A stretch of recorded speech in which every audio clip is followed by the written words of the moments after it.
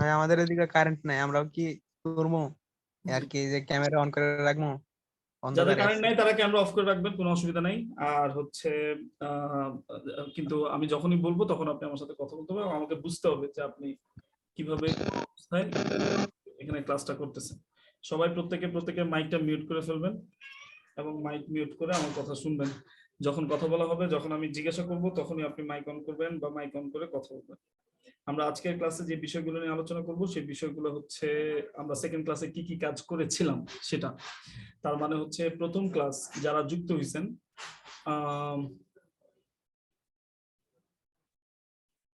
প্রথম ক্লাসে যারা যুক্ত হয়েছেন তারা কি শিখছেন এবং আজকের ক্লাসে আমরা কি শিখবো। এবং গত ক্লাস তো আমাদের হয়ে গেছে, মানে আমাদের 2 নম্বর ক্লাসের মেকআপ ক্লাস, যারা মিস করছেন তাদের উদ্দেশ্যে এই ক্লাস।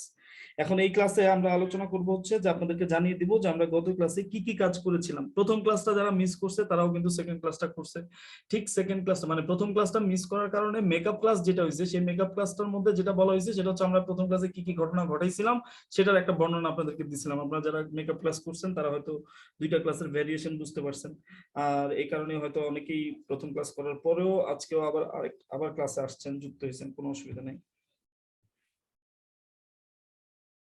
তো 2টা কাজ ওদেরকে এক্সট্রা দেওয়া হয়েছে, আপনাদেরকে 2টা কাজ এক্সট্রা দেওয়া হয়েছে। 2টা কাজের মধ্যে প্রথম কাজটা হচ্ছে একটা বাক্য, এই বাক্যটা বলতে আপনি কি বুঝেন বা এটা দ্বারা কি মিন করে, এটার বিভিন্ন রকমের কথা। তার মধ্যে প্রথম বাক্যটা দেওয়া হয়েছে যে কোরআন শরীফের মধ্যে একটা আয়াত আছে সূরা বাকারার 153 নম্বর আয়াত, যে আয়াতের মধ্যে বলা হয়েছে যে নিশ্চয়ই আমি ধৈর্যশীলদের মধ্যে অন্তর্ভুক্ত, নিশ্চয়ই আমি ধৈর্যশীলদের মধ্যে অন্তর্ভুক্ত। এই কথাটা আল্লাহ ঈমানদারদেরকে বলেছে। এটা দ্বারা আপনি কি বুঝেন, এটার একটা ছোট্ট মতামত আপনি আপনার মতো করে লিখে রাখবেন। বুঝতে পারছেন আমার কথা? সবাই বুঝতে পারছেন? একটু জি ভাইয়া। জি স্যার বুঝতেছি। তাইলে মানে নিশ্চয়ই আমি ধৈর্যশীলদের মাঝে অন্তর্ভুক্ত।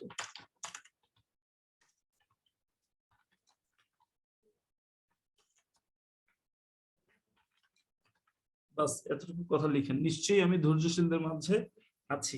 এই কথাটা দ্বারা আপনারা কি বুঝেন, একটা বাক্য, একটা মিনিং, এটার মিনিংটা কি। সেই সাথে আমার ওয়ালের মধ্যে আরেকটা একটা ফেসবুক পোস্ট ছিল, সেই ফেসবুক পোস্টের মানে এটা হচ্ছে ডেসক্রিপশন, মানে যে কোনো একটা ভিডিও বা একটা ছবি দেখে এটা বর্ণনা করতে পারা। আপনি কি মনে করতেছেন, জাস্ট এতটুকু। এটা কয় রকম ভাবে বর্ণনা করা যায়, কয় রকম ভাবে মানে ব্যাখ্যা করা যায়, এই একটা সাইকোলজি যাতে সবার ভিতর থেকে আসে, সেই জন্য এই আলোচনাটা করা হয়েছে। সবাই কি বুঝতে পারছেন আমার কথা? অনেক ধন্যবাদ দীপু রায়, বুঝতে পারছেন। এখন আমরা আজকের ক্লাসটায় যে বিষয়টা আপনাদেরকে আলোচনা করব, বা শেষ ক্লাসে, গত ক্লাসে শেষেও আলোচনা হয়েছে, মানে শেষ ক্লাসে যারা শেষ অংশে ছিলেন তারাও কিন্তু এটা অলরেডি দেখে গেছেন। ইংরেজি ভাষা সবচেয়ে বেশি গুরুত্বপূর্ণ, মানে ইংরেজি ভাষাতে অনেক শব্দ আছে তাই না, এই অনেক শব্দের মধ্যে সবচেয়ে বেশি গুরুত্বপূর্ণ শব্দ কোনগুলা? Active words, action word. Nesaruddin বলেন কি বলতে নিছেন? Action word. Action word. তাহলে অ্যাকশন ওয়ার্ড ইংরেজি ভাষার মধ্যে সবচেয়ে বেশি গুরুত্বপূর্ণ ভাষা। তো অ্যাকশন ওয়ার্ডের কয়টা ফর্ম আছে? 4টি ফর্ম। 4টা ফর্ম আছে। তার মানে আমি যদি কোনো একটা অ্যাকশন ওয়ার্ড লিখি, আপনি সাথে সাথে সেটা 4টা ফর্ম বলতে পারবেন, তাই না? আপনি যদি নাও বলতে পারেন, আপনি কিন্তু এতটুকু শিওর যে আমি হয়তো জানি না, কিন্তু এটা 4টা ফর্ম আছে, এটা তো নিশ্চিত। হ্যাঁ, এটা 100%। এটা 100% না? আচ্ছা, তাহলে নেসারউদ্দিন আপনি কয়টা লিখছেন অ্যাকশন ওয়ার্ড? আপনারা যারা যারা ক্লাস করতেছেন তারা একটু মেসেজ করে আমাকে একটু লিখে পাঠাবেন যে মানে কে কয়টা অ্যাকশন ওয়ার্ড খাতায় লিখছেন বা প্র্যাকটিস করছেন, বা আপনাদের এখানে প্র্যাকটিস করার কথা ছিল। জিনিয়া লিখছে 300 প্লাস লিখছে। এই মেসেজ করে পাঠাবেন আমাদের এখানে চ্যাট বক্সের মধ্যে, মেসেজে লিখে পাঠাবেন 300%। জিনিয়া লিখছে হচ্ছে 800টা, সোহাগ রানা লিখছে 460, শিলা আক্তার লিখছে 114টা, আর শারমিন আক্তার লিখছে হচ্ছে 205। হ্যাঁ, এরপর হচ্ছে সুমাইয়া আক্তার লিখছে 53টা, শফিকুল ইসলাম 100টা, তাহিয়া তাবাসসুম 180টা, ফুরকান লিখছে 120টা। তাহলে যে দেখেন, এই যে এখানে কিন্তু প্রত্যেকের সামর্থ্য বুঝে যেতেছে। যে যতটুকু লিখছেন কোনো সমস্যা নাই, লিখছেন আরো লিখবেন, আরো লিখতে চেষ্টা করবেন। অ্যাকশন ওয়ার্ড থেকে আপনাদের মানে অ্যাকশন ওয়ার্ড যারা প্র্যাকটিস করছেন আপনাদের ভেতর থেকে কোনো ধরনের কোনো প্রশ্ন বা কোনো প্রবলেম এরকম কোনো কিছু কি আছে? অধিকাংশ অ্যাকশন ওয়ার্ডের শেষে দেখলাম ই এবং ইডি যুক্ত আছে, ইডি যুক্ত আছে, কিছু কিছু মাঝখানে ইডি যুক্ত নাই, এটা একটু ফলো করলাম। হুম, তো এটা নিয়ে কি আপনার কোনো সমস্যা আছে? না না, কোনো সমস্যা নেই। আচ্ছা, তাইলে আর কারো কোনো প্রশ্ন আছে? প্র্যাকটিস করছেন, কোনো প্রশ্ন বা কোনো কিছু বুঝেন নাই, কোনো একটা শব্দ বা কিছু একটা, যাই হোক কেউ সাধারণত কিছু বলতেছেন না, তাহলে আমি বলি সেটা হচ্ছে যে আপনারা একটা ভুল করছেন অনেকেই যারা লিখছেন খাতায় তো লিখে ছবিগুলো তুলবেন, খাতায় লিখে ছবিগুলো তুলে সেই ছবিগুলো জমা করে রাখবেন, কারণ এগুলো ক্লাস 1 এর বাড়ির কাজ, এরপর হচ্ছে ক্লাস 2 এর বাড়ির কাজ, এরকম ক্লাস 3 এর বাড়ির কাজ, এগুলো খাতায় লিখতে হবে এবং এই খাতায় লিখা বাড়ির কাজগুলোর ছবি ফেসবুকে গুগল ড্রাইভে আপনারা আপলোড করবেন। এবং আচ্ছা, একজন একটা মেসেজ পাঠাইছে, আমি কোনো ক্লাস করতে পারিনি। আপনি কে একটু বলেন তো? আব্দুর রহমান। আসসালামু আলাইকুম। জি, আমি আসলে ট্রাই করতেছিলাম কিন্তু আসলে ঢুকতে মানে ক্লাসে জয়েন করতে পারিনি।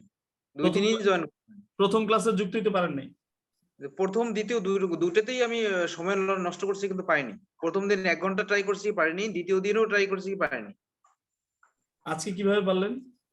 আজকে একটু অন্যভাবে কায়দা করে খাতায় লিখে অ্যাড্রেসটা লিখে তারপর ট্রাই করছি। আপনি কি মোবাইল থেকে যুক্ত হয়েছেন?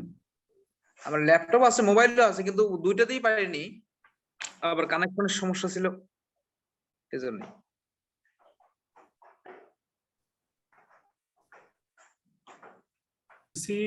আমরা কথা বলতেছিলাম যে ক্লাস মিস করলে কি হয়, এবং ক্লাস মিস করছেন, এটা খুবই আপত্তিকর বিষয়। এবং সেই সাথে তাবাসসুমের একটা প্রশ্ন ছিল, তাহিয়া তাবাসসুম ত্রিনা, বলেন প্রশ্নটা কি? হ্যাঁ, আমার প্রশ্নটা হচ্ছে রিভেঞ্জ ওয়ার্ডটার ভার্বের ফোর্থ ফর্মটা নিয়ে আমার একটু কনফিউশন আছে। কোন ওয়ার্ডটা? রিভেঞ্জ। রিভেঞ্জ রিভেঞ্জ মানে কি? প্রতিশোধ নেওয়া। Revenge, it is not an action word, Trina. Revenge কি action word? Revenge is not an action word, খুব সম্ভবত আপনি দেখে নিন, চেক করে নিন। ঠিক আছে, অ্যাকশন ওয়ার্ড না হলে তো এটার সাথে আইএনজি যোগ হওয়ার প্রশ্নই আসে না। যেমন হাসান, এই হাসান এটা কি অ্যাকশন ওয়ার্ড? নো তাহলে এটার সাথে কি আপনি আইএনজি যোগ করে হাসানিং লিখবেন? নো নো, অ্যাকশন ওয়ার্ডের সাথে কখনোই আইএনজি মানে অ্যাকশন ওয়ার্ড ছাড়া অন্য কোনো শব্দের সাথে আইএনজি যোগ হয় না। অ্যাডজেক্টিভ, নাউন, অ্যাডভার্ব, প্রিপোজিশন এগুলোর সাথে অন্য কোনো শব্দের সাথে আইএনজি যোগ করা যাবে না, except until it is an action word. তাহলে আমরা আপনাদেরকে খুব সহজে অল্প কথায় আমি আপনাদেরকে কিছু জিনিস বুঝিয়ে দেওয়ার চেষ্টা করবো, আপনারা খুব মনোযোগের সাথে এই কথাগুলো এবং এই বিষয়গুলো বোঝার চেষ্টা করবেন। আমরা ইংরেজি ভাষায় সবচেয়ে বেশি গুরুত্বপূর্ণ যে শব্দগুলো, ইংরেজি ভাষায় হাজার রকমের শব্দ আছে, আপনি তো এই সব শব্দ শিখতে পারবেন না, ইটস নট পসিবল। বাট আপনাকে তো ভাষাটা সহজ করে শিখতে হবে, আপনাকে এই ভাষাটা সহজ করে জানতে হবে। তাহলে আপনি কি করবেন? তাহলে প্রথম ক্লাসে আপনি জেনে গেছেন যে অ্যাকশন ওয়ার্ড নিয়ে আপনি যত বেশি ঘাটাঘাটি করবেন তত ইংরেজি ভাষাটা আপনার কাছে কি হতে থাকবে? সহজ হতে থাকবে, দুর্বল হতে থাকবে, ছোট ছোট ছোট ছোট ভাবে আপনি ইংরেজি ভাষাটা শিখতে পারবেন। এখন যারা এই ক্লাসে যুক্তই হইতে পারে নাই, কিছুই করতে পারে নাই, তাদের প্রথম প্রশ্ন অ্যাকশন ওয়ার্ড কি? যেমন আব্দুর রহিম, ওনার একটা প্রশ্ন, what is an action word? তাহলে আব্দুর রহিমের আরেকটা কনসেপচুয়াল চেঞ্জ হবে কি জানেন? সে যে ক্লাস 6 এ পড়ে এটা কিন্তু সে জানে না। আপনারা যারা প্রথম ক্লাস করছেন আপনাদের সাথে কিন্তু আমার একটা শর্ত ছিল যে আপনারা সবাই ভাববেন যে আপনি ক্লাস 6 এ পড়েন এবং আপনি যে স্কুলে ক্লাস 6 এ পড়েন সেই স্কুলের হেডমাস্টার, আমাকে ক্লাস টিচারও চিন্তা করা যাবে না, মানে আমি যে ওস্তাদেরও ওস্তাদ, এটা আপনাকে ভাবতে হবে। এখন আব্দুর রহিম এই ভাবনাটাও তার ভিতরে নাই, তাহলে তার সাথে আমার ঝগড়া লাগাটা 100% মানে সম্ভাবনাময়ী একটা ব্যাপার। ধরেন ইন ফিউচারে যদি কোনোদিন ঝগড়া ঝাঁটি শুরু হয়, তাহলে এই প্রথম 2টা ক্লাসে যারা খুব বেশি মনোযোগের সাথে আমার কথা শুনে নাই, যারা 100% আমাকে বুঝে নাই, তাদের সাথেই আমার ঝগড়াটা শুরু হবে। তারা ক্লেম করবে যে আমি তো থাকতে চাই এখানে, আমি তো শিখতেছি, কিন্তু আমাকে কেন এমন করতেছে ওরা, কেন সেই ছেলেটা কেন বেয়াদবের মতো কথা বলতেছে, আমাকে এইভাবে বলবে। কেন বলবে? জাস্ট বিকজ ওই যে প্রথম ক্লাসের কনসেপ্ট, মাইন্ডসেটটা ঠিক নাই। তাহলে অ্যাকশন ওয়ার্ড গুলা কি, যিনি অ্যান্সার দিতে পারবেন? অ্যাকশন ওয়ার্ড হচ্ছে সেন্টেন্সের সবচেয়ে গুরুত্বপূর্ণ যে শব্দগুলো হ্যাঁ, এটা কাজ বোঝায়। Very good. ইংরেজিতে উত্তর দিতে পারলে সবচেয়ে বেশি খুশি হতো জিনিয়া, ইংরেজিতে উত্তর দিতে পারলে, কারণ আমরা বোর্ডের মধ্যে লিখছিলাম হচ্ছে a word which has an action action is called an action word। তাহলে অ্যাকশন ওয়ার্ড হচ্ছে এমন কিছু শব্দ যে শব্দগুলোর ভিতরে কি আছে, অ্যাকশন আছে বা অ্যাকশন, যে কাজ শব্দগুলো বোঝাচ্ছে। দ্বারা কাজ করা বোঝায়। যেমন যেমন দেখেন, আমরা যদি বলি SCRWN স্ক্রিন, স্ক্রিন শব্দের অর্থ তো আপনারা জানেন। যেমন এই যে আপনারা আমার স্ক্রিন দেখতে পাচ্ছেন, তার মানে হচ্ছে এটা স্ক্রিন মানে হচ্ছে কি দৃশ্যমান কোন একটা পর্দা। স্ক্রিন পর্দা। শব্দের অর্থ হচ্ছে পর্দা। পর্দা। তাহলে এই যে স্ক্রিন, এরপর আমি আবার লিখলাম WATECH ওয়াচ। ওয়াচ শব্দের অর্থ হচ্ছে, একটা অর্থ হচ্ছে দেখা, আর একটা অর্থ হচ্ছে হাতের ঘড়িকেও ওয়াচ বোঝানো হয়, হাতের ঘড়ি। যাই হোক, এখন এই দুইটা শব্দের ভিতরে কোনটা অ্যাকশন ওয়ার্ড হিসেবে ব্যবহৃত হতে পারে? Watch. Watch watch. Watch, very good. আচ্ছা, এখন একটা মজার বিষয় আপনারা জেনে রাখেন, সেটা হচ্ছে যে দুইটা শব্দই অ্যাকশন ওয়ার্ড হিসেবে ব্যবহার হতে পারে। যেমন স্ক্রিনিং, স্ক্রিনড, স্ক্রিনড এরকম ভাবে ব্যবহার করা যায়। যাই হোক, অসুবিধা নেই। এখন আমি আরো সহজ কথা দিয়ে যদি বুঝাই, একদম শিশুদের মতো, যেমন ধরেন আমি যদি বলি SKY স্কাই, ফ্লাই, এরপর হচ্ছে RIVER রিভার, SWIM সুইম, তাহলে এরকম হাজার হাজার হাজার হাজার শব্দ আমি কিন্তু লিখতে পারি আস্তে আস্তে আস্তে আস্তে। তাহলে এই শব্দগুলোর ভিতরে কোনটা অ্যাকশন ওয়ার্ড, এটা কিন্তু আপনি জানেন প্রথম ক্লাস যারা করছেন, কোনটা কোনটা অ্যাকশন ওয়ার্ড। যেমন এখানে Fly, fly action word, fly, swim Swim. Action word, কারণ এগুলো দ্বারা কি বোঝায়? কাজ বোঝাচ্ছে। কাজ করা বোঝাচ্ছে। ভেরি গুড, এগুলো দ্বারা কাজ করা বোঝায়। তাহলে যেহেতু এগুলো দ্বারা কাজ করা বোঝায়, তাহলে এখন এতটুকু আলোচনার পর, মানে এতটুকু জানার পর আপনি কিন্তু জানেন যে, মাইকটা মিউট করে ফেলবেন সবাই, হ্যাঁ, সুমাইয়া না কে জানি আছে, মাইক মিউট করে ফেলবেন। এতটুকু কাজের পর আপনি যদি জানেন যে এই অ্যাকশন ওয়ার্ড গুলা কয় ভাগে ভাগ করা যায়? দুই ভাগে। না না না না, অ্যাকশন গুলো Action দুই ভাগে word ভাগ করা গুলোকে যায়। দুই ভাগে Action ভাগ word-এর করা চারটা যায়। ফর্ম আছে। অ্যাকশন ওয়ার্ডের কয়টা ফর্ম আছে? চারটা ফর্ম। চারটা ফর্ম। এই চারটা ফর্ম হচ্ছে ভার্বের present form, past form, past participle form এবং প্রেজেন্ট পার্টিসিপল ফর্ম। এবং এই যে ফর্মগুলোর নাম, এগুলোকে আবার সংক্ষেপে বলা হয় হচ্ছে V1, V2, V3, V4। বুঝতে পারছেন? জি। যদি আপনি বুঝতে পারেন, তাহলে দেখেন আপনার সাথে আমার কাজ হচ্ছে যে আপনি যখন, যেমন ধরেন আমরা একটা অ্যাকশন ওয়ার্ড লিখি, একটা হচ্ছে গো, এটা লিখলাম, এটা একটা অ্যাকশন ওয়ার্ড। এরপরে লিখলাম হচ্ছে WALK ওয়াক, অর্থ জানেন তো না? হাঁটা। অর্থ না জানলে আমি বলে দিতে পারি হাঁটা। এরপরে হচ্ছে দেখেন HEAR হিয়ার, হিয়ার অর্থ কি বলেন তো? এখানে শোনা। ছি শোনা। ছি ছি ছি ছি ছি, ছি। সুন্দর করে কথা বলা শিখতে হবে আপনাদেরকে। আপনারা সুন্দর করে বলবেন হিয়ার শব্দের অর্থ শুনতে পাওয়া। হিয়ার শব্দের অর্থ কি? শুনতে পাওয়া। শুনতে পাওয়া। আর প্রথম যে শব্দটা বলছেন, যে উচ্চারণটা করছেন, এভাবে আর করবেন কখনো? না। বলেন আস্তাগফিরুল্লাহ।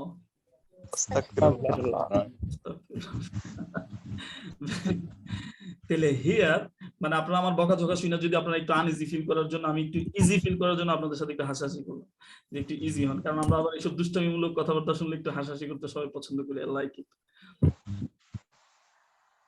আব্দুর রহিম কি আছে এখানে? আছে না পালাইছে?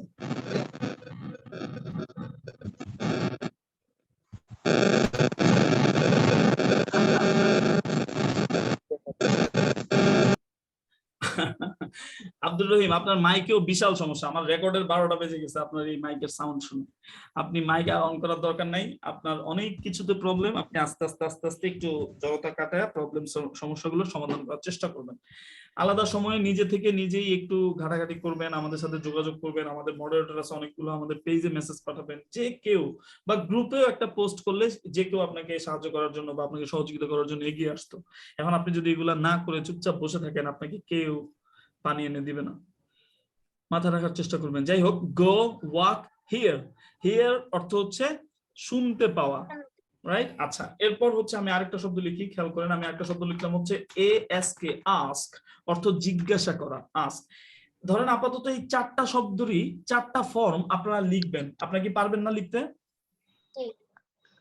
আচ্ছা, তাহলে আসেন আমরা একত্রে একটু লেখার চেষ্টা করি। প্রথমে গো এর চারটা ফর্ম কি হবে বলেন তো? গো এর পাঁচ ফর্ম হচ্ছে ওয়েন্ট, WENT, ওয়েন্ট। গো, Gone. ওয়েন্ট, এরপরটা হচ্ছে গন, এরপরটা হচ্ছে গোয়িং ভার্বের প্রেজেন্ট ফর্মের সাথে আইএনজি যোগ হবে। সবাই মাইক অফ করে মনে মনে কথা বলেন, আমার সাথে তাইলেই হবে। এবার দেখেন ওয়াক, ওয়াক শব্দের অর্থ হচ্ছে হাঁটা। ওয়াক এই শব্দের অর্থ হচ্ছে হাঁটা। তাহলে ওয়াক এর পাস্ট ফর্ম হচ্ছে WALKED, ওয়াক। এবার দেখেন এটার past participle form WALKED, walk. এবার এটার সাথে আইএনজি যোগ করলে হবে WALKING, ওয়াকিং। ঠিক একই রকম ভাবে হিয়ার, হিয়ার শব্দের অর্থ কি বলেন তো? শুনতে পাওয়া। শুনতে পাওয়া ভেরি গুড, শুনতে পাওয়া। তাহলে হিয়ার শব্দের অর্থ হচ্ছে শুনতে পাওয়া, এটার পাস্ট ফর্ম হচ্ছে HEARD। তাহলে দেখেন HEARD, অনেকে ভুল করে কি করে জানেন, ইডি লেখে, ইডি হবে না, এটা হবে শুধু ডি। তাহলে HEARD, হার্ড। হিয়ার এর পাস্ট ফর্ম কি? হার্ড। উচ্চারণটা হচ্ছে হার্ড, বানানটা দেখলে মনে হবে উচ্চারণটা হবে হিয়ার্ড, কিন্তু হিয়ার্ড না, উচ্চারণটা হবে কি? হার্ড। Heard. I heard, কেউ যদি বলে I heard that, তাহলে I heard that মানে আমি শুনেছিলাম, এটা বোঝায়, বুঝতে পারছেন? আচ্ছা, তাহলে হিয়ার এর পাশে হচ্ছে heard, HEARD, heard, এরপরটা হচ্ছে hearing, HEARING, hearing। বুঝতে পারছেন সবাই? স্যার জি বলেন। হার্ড HARD এটার উচ্চারণটা কি হবে স্যার? হার্ড, সেম উচ্চারণ। ওই হার্ড মানে হচ্ছে শক্ত। ইংরেজিতে এমন অনেক কঠিন শব্দ বা আছে, শক্ত। উচ্চারণ অনেক সেম, অনেক মিল আছে উচ্চারণের, তো টেনশনের কোনো কারণ নাই। আমরা ওই শব্দের ব্যবহার এবং কথাবার্তা শুনলেই বুঝতে পারবো যে এটা দ্বারা কি মিন করছে। আমি যদি বলি it is very hard, it is very hard, এটার মানে কি? এটা খুব শক্ত। এটা অনেক শক্ত। কঠিন তার মানে এই হার্ড দ্বারা কঠিন অথবা শক্ত এমন কিছু বোঝানো হয়েছে। আর যদি আমি বলি আই হার্ড, তাহলে দেখেন সাবজেক্টের সাথে ব্যবহার হয়েছে, তাহলে এই হার্ড মানে হচ্ছে হার্ড, শক্ত কিছু বোঝায় না, এটা দ্বারা বুঝিয়েছে আমি শুনেছিলাম। এরপরে এক্সপ্রেশন বা বিভিন্ন কথাবার্তা শুনলেও আপনি এগুলো বুঝতে পারবেন। নেক্সট আমাদের আস্ক এর পাস্ট ফর্ম হচ্ছে ASK, এর সাথে ইডি যুক্ত হবে, তাহলে এর উচ্চারণটা হবে আস্কড, আস্ক মি। তো অনেকে এই আস্কের ক উচ্চারণ করতে যায় টেনশনে পড়ে যায়, আস্ক এরকম টেনশনে পড়ে যে এটা কি এরকম হবে, উচ্চারণটা কি সঠিক হচ্ছে এরকম। তো এটা এদের জন্য একটা সহজ শর্টকাট নিয়ম বলে দেই, সেটা হচ্ছে আস্ক এর পাস্ট ফর্ম করতে গেলে আপনি ক এর উচ্চারণটা বাদ দিয়ে দিবেন। আপনি যখন কথা বলবেন বা সেন্টেন্সটা যখন বলবেন তখন এটা সুন্দরভাবেই শোনাবে, যে শুনবে সে বুঝতে পারবে যে এটা দ্বারা আপনি কি মিন করছেন। আপনি বুঝতে পারছেন? যেমন ধরেন সে আমাকে জিজ্ঞেস করেছিল, তাহলে হি আস্কড মি, এই কথাটা বললে কিন্তু আপনি বুঝছেন। এখন যদি আপনি বলেন এই উচ্চারণে ভুল হয়েছে, হাতে আস্কেড বলে নাই, ভুল হবে, তখন উচ্চারণ করবেন না। সবাই মাইক করবেন না, সবাই মাইক। আচ্ছা, তাহলে আমি মিউট করে দেই, আপনি মিউটকে আনমিউট করবেন, আবারও একই কাজ। আপনি কেন আপনাকে আনমিউট করেন, আপনার মাইককে আনমিউট করেন, আস্তাগফিরুল্লাহ।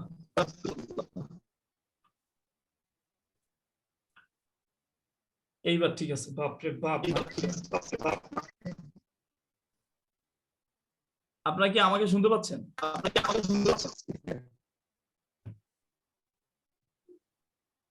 লা হাওলা ওয়ালা কুওয়াতা ইল্লা বিল্লাহ।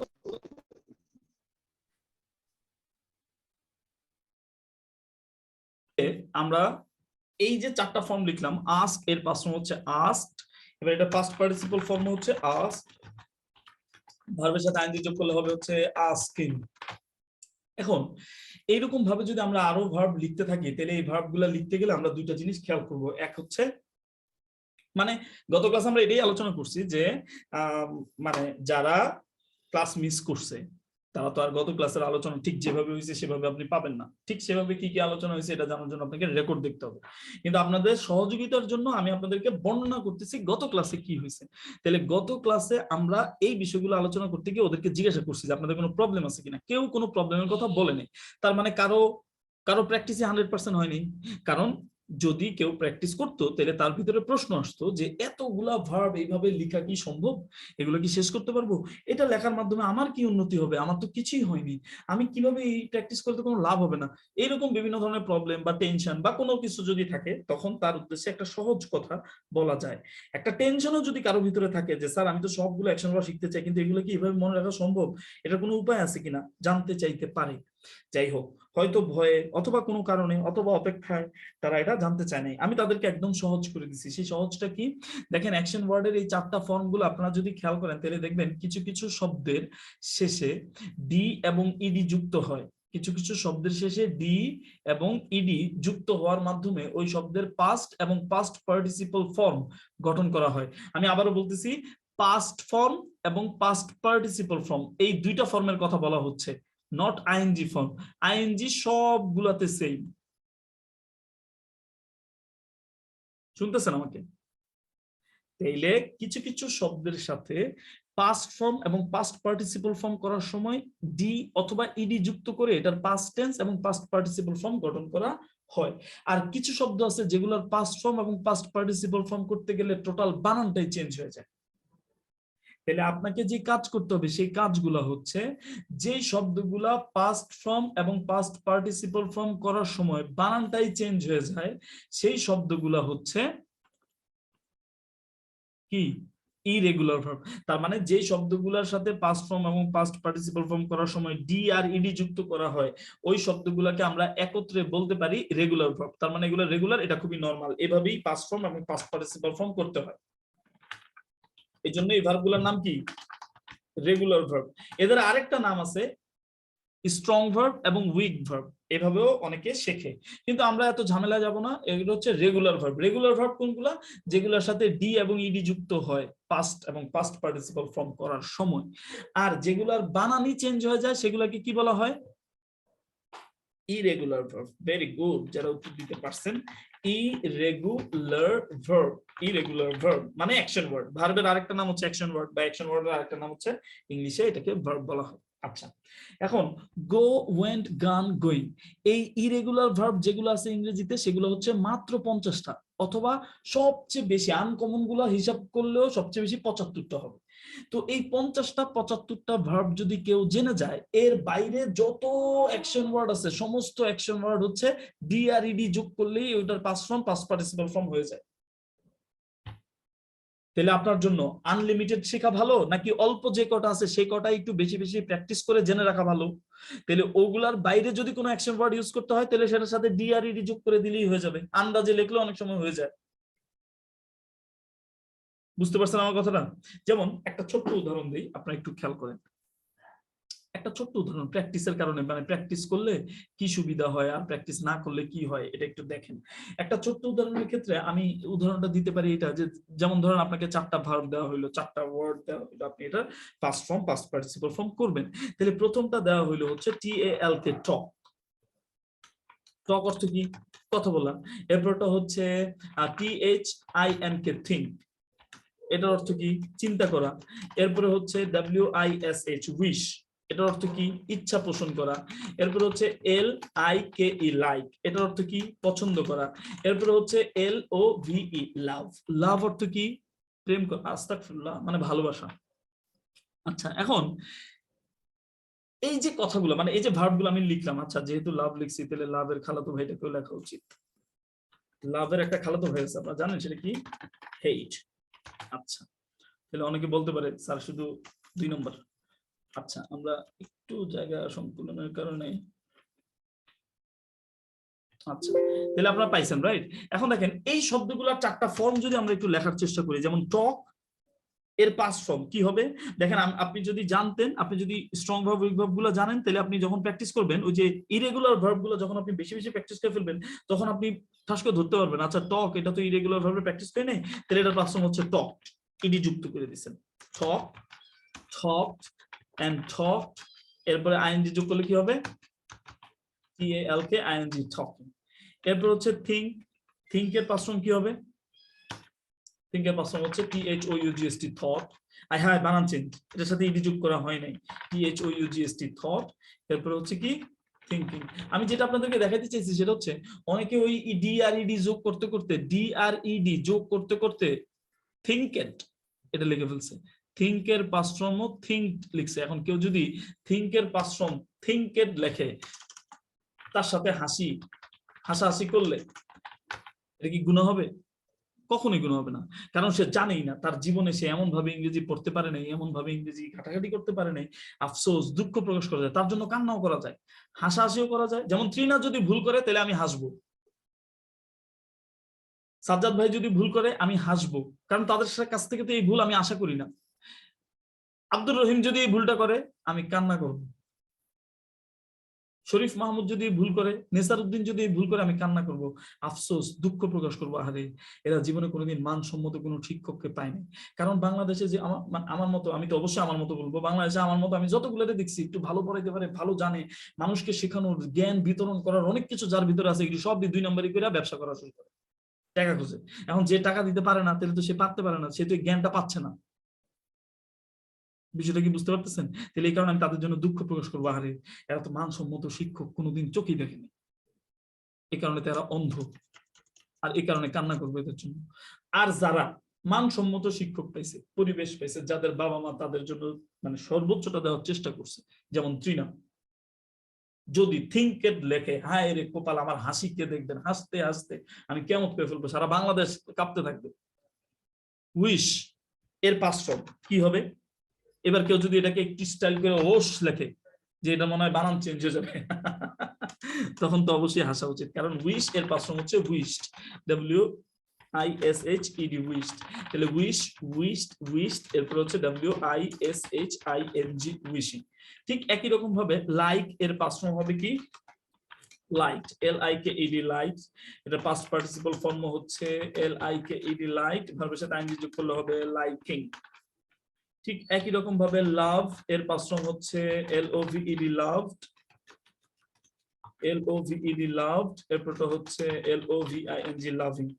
এরপর হচ্ছে হেইট, হেইটের পাস্ট ফর্ম হচ্ছে হেইটেড, HATED, হেইটেড, HATED, হেইটেড।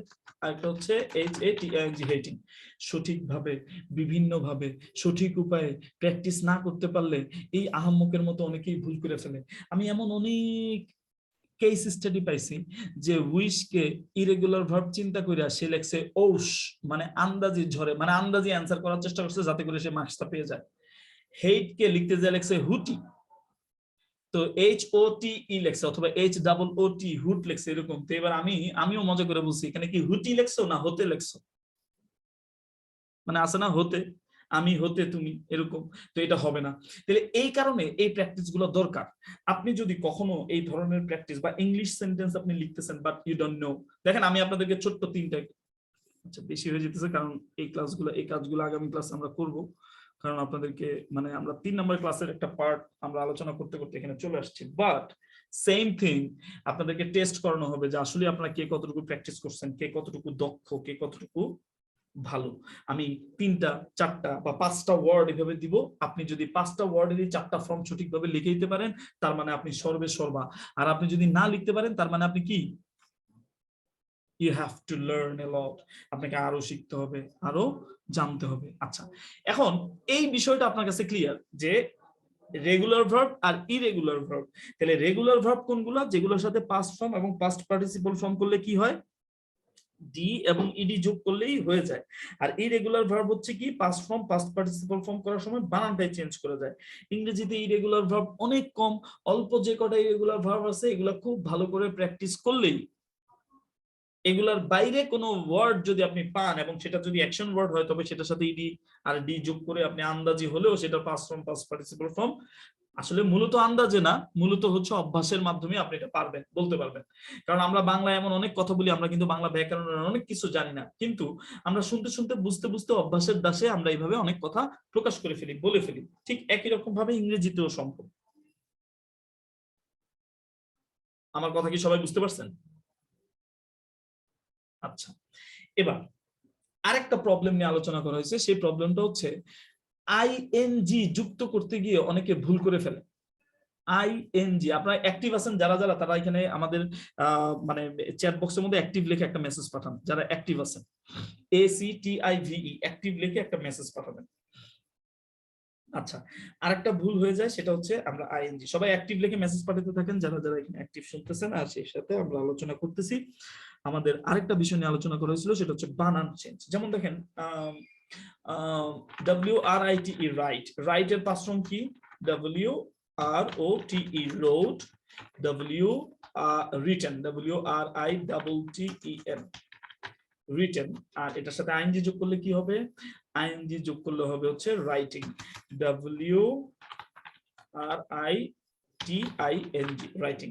এখন অনেকে ভুল করে কি করে, রাইটের সাথে এই ই রেখে দিয়ে এরপরে আইএনজি যোগ করে, অনেকে ইটা উঠে ফেলে। তার মানে আইএনজি যোগ করার সময় অনেকে বানান ভুল করে ফেলে। সেই ক্ষেত্রে যারা আইএনজি যোগ করতে গিয়ে বানান ভুল করে ফেলে, তাদেরকে একটা ছোট্ট কৌশল শিখিয়ে দেওয়া হয়েছে। সেই কৌশলটা হচ্ছে, তাদেরকে আলোচনা করা হয়েছে, তাদেরকে জিজ্ঞাসা করা হয়েছে আপনারা কি সি লেভেল এই জিনিসটা কি, এটা কি সম্পর্কে আপনাদের কোনো ধারণা আছে? সি লেভেল, সি লেভেল বানান হয়েছে সি লেভেল। তাহলে সি লেভেল জিনিসটা কি, সি লেভেল বানানটা সঠিক কিনা এটা জানার জন্য SYLLABLE syllable, very good. এই যে SYLLABLE সি লেভেল। তাহলে সি লেভেলের একটা এক্সাম্পল আপনারা কিন্তু এখানে দেখতে পাচ্ছেন যে a unit of pronunciation having one vowel sound. তাহলে একটা ভাওয়েল সাউন্ড আছে, এটাকে কি শব্দের অংশ বলা হয়েছে বলেন তো? এখানে সি লেভেল এটাকে কি বলা হয়েছে যে a unit of a word, এভাবে বলা হয়েছে না, এটাকে বলা হয়েছে শব্দের একটা অংশ, মানে সাউন্ড। এটা হচ্ছে সাউন্ড মানে শব্দ, ওই শব্দ মানে হচ্ছে যে নিঃশ্বাস, ওই নিঃশ্বাসের একটা অংশকে বলা হয় সি লেভেল। তাহলে অনেকেই মনে করে কি এটা শব্দের অংশ, শব্দের অংশ আসলে সি লেভেল না। শব্দের অংশ যেগুলো, সেগুলোকে বলা হয় প্রিফিক্স অথবা সাফিক্স। সেটা আমরা অন্য ক্লাসে অন্য কোনো সময় আলোচনা করব, জেনে নিব। এই ক্লাসের 4-5 জনকে রিমুভ করে দেওয়া উচিত যারা এখনো অ্যাক্টিভ লিখে মেসেজ পাঠায় নাই। অ্যাক্টিভ লিখে মেসেজ পাঠিয়েছে মাত্র 20 জন, আর বাকি যারা 4-5 জন আছেন তাদেরকে এখান থেকে আমি কিক আউট করে দিতে চাচ্ছি। বাকিরা কি বলেন? অ্যাক্টিভ লিখে মেসেজ পাঠায় নাই, তার মানে সে মনোযোগ দিয়ে শুনে নেই। এই যে শাহরিয়ার এখন মেসেজ পাঠাইছে, এমডি শান্ত এখন মেসেজ পাঠাইছে, তাহলে এদেরকে কি বের করে দেওয়া উচিত না? শাহরিয়ার এখন মেসেজ পাঠাইছে, এমডি শান্ত এখন মেসেজ পাঠাইছে, দুইটা আমার চোখের সামনে দুইটা মেসেজ আসছে, তার মানে দেরিতে মেসেজ পাঠাইছে। তাহলে মেসেজ আসছে আরো 4 জন আছে, আরো 2-3 জনের মতো আছে যারা এখনো মেসেজ পাঠাননি। আমি খুবই অপছন্দ করি এই ধরনের মেন্টালিটি। যাই হোক, সি লেভেল এই শব্দের অর্থ হচ্ছে কি? নিঃশ্বাসের অংশ, এটা বলা যায়। তাহলে সি লেভেল কি? সি লেভেল হচ্ছে একটা শব্দ উচ্চারণ করতে গেলে যতগুলা নিঃশ্বাস নিতে হয়, ওই শব্দগুলোর প্রত্যেকটা নিঃশ্বাসকে বলা হয় এক একটা syllable. For example, BEAU beau এক নিঃশ্বাস, TIT আরেক নিঃশ্বাস, এরপর হচ্ছে FUL। তাহলে একসাথে কি হয়? BEAU TIFUL, beautiful. তাহলে বিউটিফুল এই শব্দটা উচ্চারণ করতে আমাদের কয়টা নিঃশ্বাস নিতে হয়? 3টা। বিউটিফুল। তাহলে এই 3টা নিঃশ্বাসকে বলা হবে 3টা সি লেভেল। তাহলে এই শব্দটা কয়টা সি লেভেলের শব্দ? 3টা। আমি যদি এবার বলি BET বেট, কয়টা নিঃশ্বাস লাগছে আমার এই শব্দটা উচ্চারণ করতে? বেট শব্দটা উচ্চারণ করতে আমার নিঃশ্বাস লাগছে মাত্র একটা।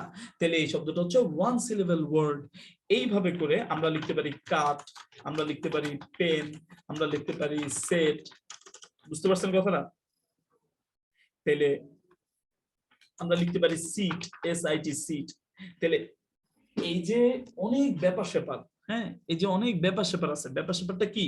যে এক ওয়ান সিলেবল যে শব্দগুলো আছে, 2 সিলেবলের শব্দগুলো কি কি? 2 সিলেবলের শব্দ যেমন একটা শব্দ লিখি বেনিফিট, BENFIT বেনিফিট, অ্যাডমিট, বুঝতে পারছেন? অ্যাডমিট, বেনিফিট, সাবমিট, বুঝতে পারছেন? কালপ্রিট, তাহলে কালপ্রিট। এই যে এগুলো 2 সিলেবলের শব্দ, তার মানে 2টা নিঃশ্বাস লাগে একটা শব্দ। তো টেকনিক যেটা দেখানো হয়েছে গত ক্লাসে, সেটা হচ্ছে যে 1 সিলেবলের যে শব্দগুলো আছে, এই 1 সিলেবলের শব্দগুলোর মধ্যে আপনি জাস্ট খেয়াল করবেন শেষের 3টা লেটার, মানে 1 সিলেবলের এই শব্দগুলোর ভিতরে আপনি খেয়াল করবেন এই যে বেট, বেট লিখতে গেলে এখানে BET বেট, তার মানে এই বিটা ইংলিশ লেটারগুলা কয়টা? 26টা লেটার। 26টা লেটারের মধ্যে 5টা হচ্ছে ভাওয়েল সাউন্ড আর বাকি 21টা হচ্ছে কনসোনেন্ট, এটা বলা হয়। মূলত 19টা কনসোনেন্ট আর বাকি 2টা হচ্ছে সেমি ভাওয়েল। তো যাই হোক, এখন আপনাকে যেটা খেয়াল করতে হবে সেটা হচ্ছে ওয়ান সিলেবেল যুক্ত শব্দগুলো, আমি আবার বলতেছি, ওয়ান সিলেবেল যুক্ত শব্দগুলো বি, এটা হচ্ছে সি, মানে এটা হচ্ছে কনসোনেন্ট, এই বিটা হচ্ছে কনসোনেন্ট, আর এই ই এটা হচ্ছে ভাওয়েল, আর এই টি এটা হচ্ছে কনসোনেন্ট, তাই না? তাইলে ওয়ান সিলেবেলের শব্দগুলোর কম্বিনেশন যদি সিভিসি আকারে ধরা পড়ে, ওয়ান সিলেবেলের কম্বিনেশনের শব্দগুলো যদি সিভিসি আকারে ধরা পড়ে, তবে শেষের এই অক্ষরটা আইএনজি যুক্ত করার সময় 2বার ব্যবহার করতে হয়। বুঝতে পারছেন আমার কথাটা? কেন কেন 2বার ব্যবহার করতে হচ্ছে? কারণ এটা সিভিসি আকারে ধরা পড়ছে। তো সিভিসি হিসেবে চিন্তা করা যায়, বুঝতে পারছেন? তাহলে সিভিসি আকারে এটা কি করা যায়? ধরা যায়। তাহলে সিভিসি তার মানে কি? Consonant, vowel, consonant. এইরকম শব্দ কি কি আছে? যেমন আমি যদি বলি এফ এল ওয়াই, ফ্লাই, তাহলে ফ্লাই এটা কি সিভিসি? তাহলে এটার সাথে আইএনজি যোগ করার সময় আমাকে কি করতে হবে? এভাবে ফ্লাইং লিখে দিলেই হবে। এবার আমি যদি লিখি সিইউটি, কাট, তাহলে কাট এটা তো সিভিসি, এটার সাথে আইএনজি যোগ করার সময় কি হবে? শেষের এই লেটারটা আরেকবার এনে এরপর আইএনজি দিতে হবে, কাটিং। ঠিক একই রকম ভাবে আমি যদি সেট লিখি তাহলে আইএনজি যোগ করার সময় হবে সেটিং। আমি যদি লিখি পিইএন, পেন, পেন মানে কলম দিয়ে দাগ দেওয়া, বা পেন থ্রো দ্য লাইন, তার মানে আমরা অনেক সময় যখন রিডিং করি একটা বাক্যের শেষে কলম দিয়ে এমনি লম্বা লাইন দিই, দাগ দিই না, টান দিই না। রিডিং পড়ার সময় অনেক সময় দেখবেন বাক্যগুলা, সেন্টেন্সে বাংলা বাক্য অথবা ইংরেজি বাক্যের নিচে আমরা কিন্তু কলম দিয়ে এভাবে আন্ডারলাইন করে দেই। কেন দেই? কারণ এগুলো আমি রিডিং পড়ছি, এটা বোঝানোর জন্য। এই সিচুয়েশনটাকে ইংরেজিতে অনেক সময় প্রকাশ করে pen through the line, pen through the line. তার মানে টিচাররা যখন ক্লাসে রিডিং পড়ায়, রিডিং পড়ানোর সময় কোনো বাচ্চাকে যদি বলতে হয় যে এই বাক্যটা সবাই, এই বাক্যটার নিচে সবাই দাগ দাও বা আন্ডারলাইন করো, এটা ইংরেজিতে এটা বলে কিভাবে? Students pen through the lines, I am going to recite. আমি বলতে শুরু করতেছি, আমি রিডিং পড়া শুরু করতেছি, তোমরা, আমি যেখান থেকে পড়া শুরু করি ওখান থেকে তোমরা কি করো? কলম দিয়ে দাগ দিতে থাকো। এটাকে বলা হয় পেন থ্রো। তো এই পেন শব্দটাও অ্যাকশন ওয়ার্ড হিসেবে ব্যবহার করা যায়, আর এটাকে যদি আইএনজি যোগ করা হয় তাহলে দেখবেন এটা সিভিসি, তাহলে হবে পেনিং। বুঝতে পারতেছেন সবাই আমার কথা? অনেক ধন্যবাদ। যারা বুঝতে পারতেছেন, রিপ্লাই দিতে চাচ্ছেন, তারা একটা মেসেজ পাঠাতে পারেন, তাহলে আমি বুঝবো যে আমার কথা আপনারা শুনতেছেন, বুঝতেছেন। তাহলে এই সিভিসি টেকনিকটাও সবাইকে দেখা দেওয়া হয়েছে। এই সিভিসিটা প্রয়োগ করবেন শুধুমাত্র ওয়ান সিলেবেল যুক্ত যে শব্দগুলো আছে এগুলো একদম 100%, কোনো মানে গুলি মিস হয়ে যেতে পারে, আপনার সাথে আমার সম্পর্ক ছিন্ন হয়ে যেতে পারে, দুনিয়া কিয়ামত হয়ে যেতে পারে, কিন্তু এই নিয়ম সারা জীবন এরকমই থাকবে। সিভিসি, ওয়ান সিলেবেল যুক্ত সিভিসি শব্দগুলা সবার শেষে যদি সিভিসি ধরা পড়ে, তবে অবশ্যই শেষের লেটারটা 2বার করতে হবে। বুঝতে পারছেন? তাহলে what will be the four form of pen then? তাহলে পেনিং এটা তো আমি লিখছি। এখন প্রশ্ন হচ্ছে, এই পেনিং জাতীয় শব্দ ইংরেজিতে ব্যবহার হয় কম। বুঝতে পারছেন কথাটা? যেমন দেখেন, এই একটা উদাহরণ দেই, যেমন মানে এটা শুনতে যেমনই লাগুক না কেন এটাই সঠিক। এখন দেখেন একটা সেন্টেন্স আমি লিখি, একটা হচ্ছে HEAR, হেয়ার, আর একটা হচ্ছে LISTEN, লিসেন। এই দুইটা শব্দ কিন্তু ইংরেজিতে 2বার হয় ব্যবহার হয়, জানেন? আপনি কি জানেন? এই hearing, HEARING, hearing, ING, hearing, চলিত শব্দে এই হিয়ারিং ব্যবহৃত হয় না, আর চলিত শব্দে লিসেনিং ব্যবহার হয়।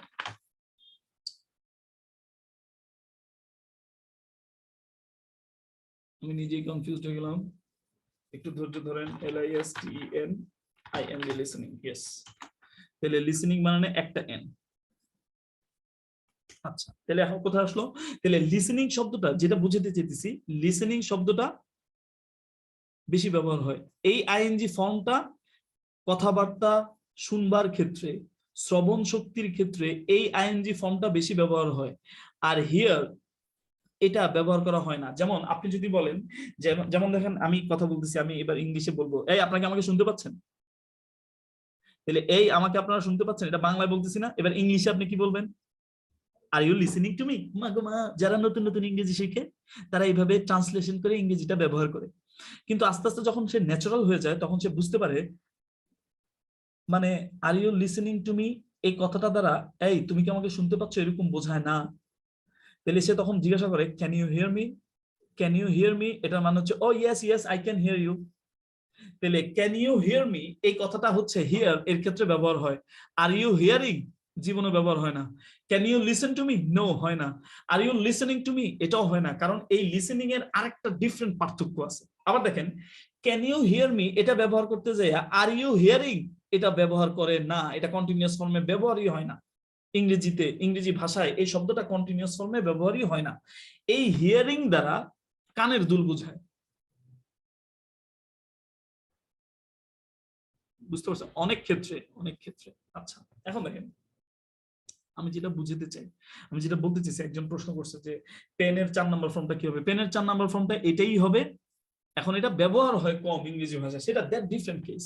কিন্তু আমার মূল উদ্দেশ্য হচ্ছে আপনারা সচেতন ভাবে এই বানানগুলো করেন, ওয়ার্ড গুলা শিখেন, কোন শব্দ কিভাবে কখন ব্যবহার হয় না হয়, কোন শব্দ কিভাবে ব্যবহার করলে ভালো, সেগুলো আমরা সামনের ক্লাসগুলোতে পাবো। আপনারা আগে শিশু থেকে একটু বড় হন, নিজে আপনারা অনেকেই ভালো ইংরেজি জানেন আই বিলিভ, বাট তারপরও আপনারা চেষ্টা করেন, কারণ সামনে সামনে আমরা যখন এই অ্যাডজাস্টমেন্ট গুলো সেট করে ফেলবো তখন সামনে আমাদের অ্যাডভান্স ক্লাসগুলোতে এই বিষয়গুলোর কারণে আপনার সাথে আমার তর্কে যেতে হবে না। বিশেষ করে এই বেসিক নলেজ গুলো না থাকার কারণে ভবিষ্যৎ জীবনে, মানে যারা একটু মোটামুটি ইংরেজি জানে বা যারা জানে না, তারা তাদের ভুলগুলোও বুঝতে পারে না, কারণ তাদের বেসিকটাই ক্লিয়ার নাই। আজকে ফেসবুকে আমি একটা ছেলেকে, কোন একটা গ্রুপের একটা ছেলেকে আমি তাকে পোস্ট করছি যে সে খুব ভালোভাবে ইংলিশ এক্সপার্ট গ্রুপ না কি জানি একটা গ্রুপে সে একটা পোস্ট করছে। ওই পোস্টে আমি তাকে কমেন্ট করছি যে আপনার ইংরেজির ধরন দেখেই আপনার ইংরেজির যে ভুলগুলো দেখা যাচ্ছে, আফসোস এই ভুলগুলো আপনাকে কেউ বুঝাতে পারবে না। কেন বুঝাতে পারবে না? কারণ তার ভুলের নমুনাই বলে দিচ্ছে, সে এই ভুলগুলা কেন হয়েছে এটা বুঝাতে গেলেই সে আমার সাথে তর্ক শুরু করবে। সে বলবে আমি যেটা লিখছি এটা ঠিক। অবশ্যই সে যেটা লিখছে সেটাও ঠিক, কিন্তু ডাজন্ট মেক সেন্স, কোনো সেন্স তৈরি করে না, জিনিসটা বেখাপ্পা লাগে, শুনতে ভালো লাগে না। এইভাবে করে কেউ শুনতে শুনতে অভ্যস্ত না। এইরকম প্রবলেম যাতে না হয় আমরা এগুলো সামনে ভবিষ্যৎ জীবনে আলোচনা করবো। তাহলে এতক্ষণ পর্যন্ত যে কথা বললাম সেই কথাগুলো থেকে আপনারা কি বুঝলেন? যে প্রথম একটা শর্ত 100% যে অ্যাকশন ওয়ার্ড হচ্ছে ইংরেজিতে কি, অ্যাকশন ওয়ার্ড হচ্ছে সবচেয়ে বেশি গুরুত্বপূর্ণ শব্দ, এটা যত বেশি ঘাটবেন তত বেশি ভালো। দ্বিতীয় হচ্ছে আমরা অ্যাকশন ওয়ার্ডকে সহজ করে জানার জন্য বুঝলাম যে ইরেগুলার ভার্ব গুলা বেশি বেশি প্র্যাকটিস করলেই আমরা এটা বুঝে যাব।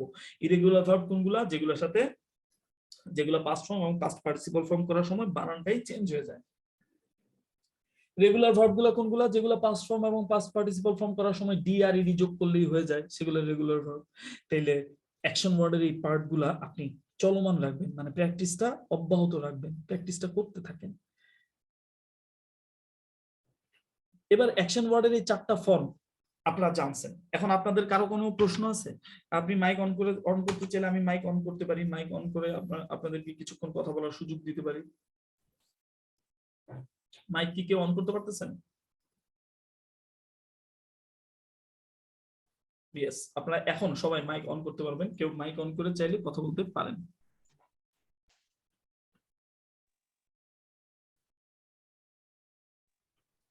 সিবিসিটা কি শব্দের শেষের এটা মানে ইয়াতে অ্যাপ্লাই হলে শব্দের শেষের 3টে অক্ষরে ওয়ান সিলেবেল হইতে হবে। আগে আগে খেয়াল করতে হবে যে শব্দটার মধ্যে আপনি সিবিসি অ্যাপ্লাই করতে চাচ্ছেন সেই শব্দটা ওয়ান সিলেবেলের ওয়ার্ড কিনা।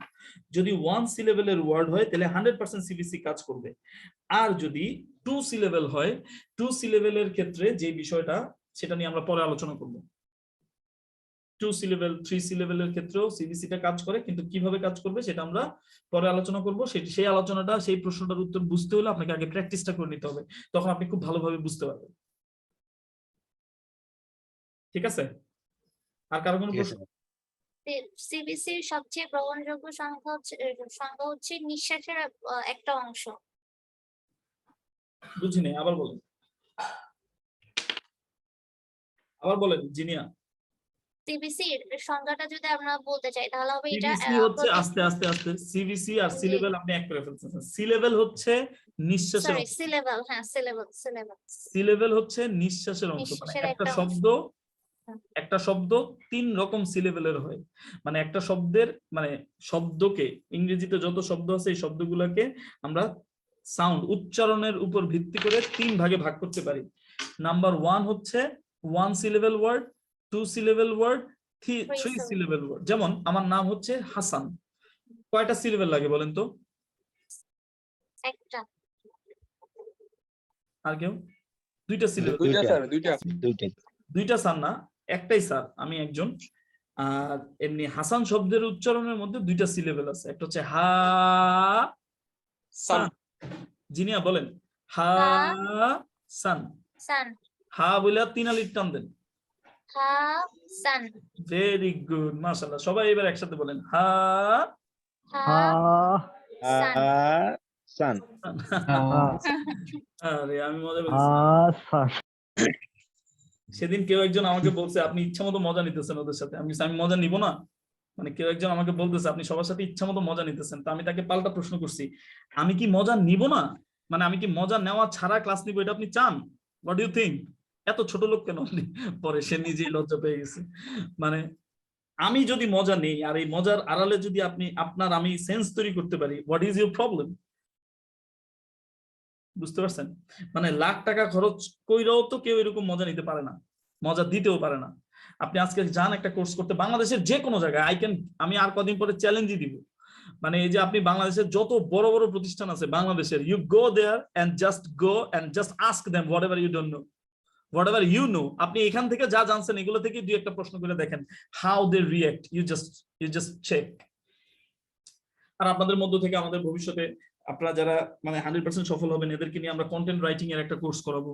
এরপরে হচ্ছে আমরা অ্যাডভান্স লেভেলের কিছু ইংলিশের ক্লাস করাবো। সেই ক্লাসগুলোতে আপনারা যুক্ত হলে দেখবেন যে মানে ইংরেজির ভিতরে আরো কত মজার আরো কত বিশাল জিনিস, মানে you can absorb, you can acquire, আপনি অ্যাকোয়ার করতে পারবেন এই বিষয়গুলো। যাই হোক, এখন আমার স্ক্রিন চলমান এবং আপনারা আমাকে সবাই দেখতেছেন, রাইট? ওকে, আমার একটা প্রশ্ন ছিল। জি বলেন। আপনি বললেন যে ইংরেজিতে 21টা হচ্ছে কনসোনেন্ট সাউন্ড আর 5টা হচ্ছে ভাওয়াল, আর বললেন যে 2টা হচ্ছে সেমি ভাওয়াল হতে পারে। তো সেমি ভাওয়াল দুটো কোনটা? শফিকুল, আপনি কি মানে গত ক্লাস করেন নাই না? করছি, ক্লাস করছি, বাট সেমি ভাওয়াল এইটা আমি একটু ভুলে গেছি, এজন্য ডিবেট করলাম। আচ্ছা, সেমি ভাওয়াল হচ্ছে দুইটা। কে বলতে পারবে এখানে সেমি ভাওয়াল দুইটা কি কি? ডাব্লিউ আর ওয়াই। ডাব্লিউ আর ওয়াই। ভেরি গুড, মাশাআল্লাহ। কে উত্তর দিতে পারছে এগুলা? শিলা উত্তর দিছে না? শিলা জওয়ানি। জি জি। ভেরি গুড শিলা, অনেক ধন্যবাদ।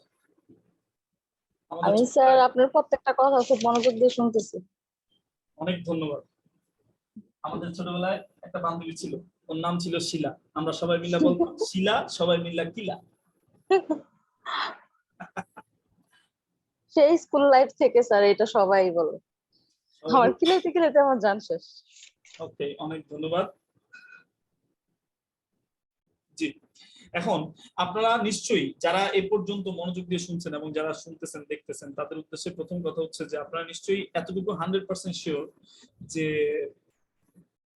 অ্যাকশন ওয়ার্ড হচ্ছে most important.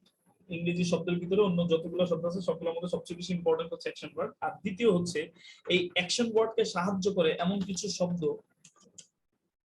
Auxiliary verbs, auxiliary verb, অথবা এটাকে আমরা বলতে পারি হচ্ছে হেল্পিং ভার্ব, অথবা হেল্পিং ওয়ার্ডস, অথবা আমি সহজে এটাকে বলি হচ্ছে হেল্পার।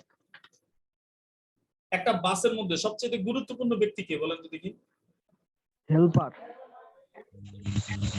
হেল্পার। হেল্পার, হ্যাঁ আহমদ। যেগুলো হেল্পার উত্তর দিচ্ছেন এগুলো হচ্ছে আহমদ। এগুলা একটা পাসপোর্ট সাইজের ছবি আমাকে একটু তুলে পাঠান তো আপনাদেরকে। বাংলাদেশ জাদুঘরে আপনাদের পাসপোর্ট সাইজের ছবি দিয়ে বলবো এগুলো হচ্ছে আহমদ, বাংলাদেশ আহমদ। যে আমি হেল্পার আলোচনা করছি, হে ঠাস করে কয় হেল্পার হেল্পার হেল্পার, মানে এগুলা ছোটবেলা থেকেই ওস্তাদ যেটা কইছে এটাই সঠিক। গলার সুর এবং গলার টোন চিন্তা করে তারা সবসময় রিপ্লাই দেয়, দিতে অভ্যস্ত। একটা বাসের মধ্যে সবচেয়ে গুরুত্বপূর্ণ কে? ড্রাইভার। কিন্তু হেতারা কয় হেল্পার। একটা বাসের মধ্যে সবচেয়ে গুরুত্বপূর্ণ হচ্ছে ড্রাইভার। আর ড্রাইভারকে যে সাহায্য করে তাকে কি বলা হয়? হেল্পার। হেল্পার।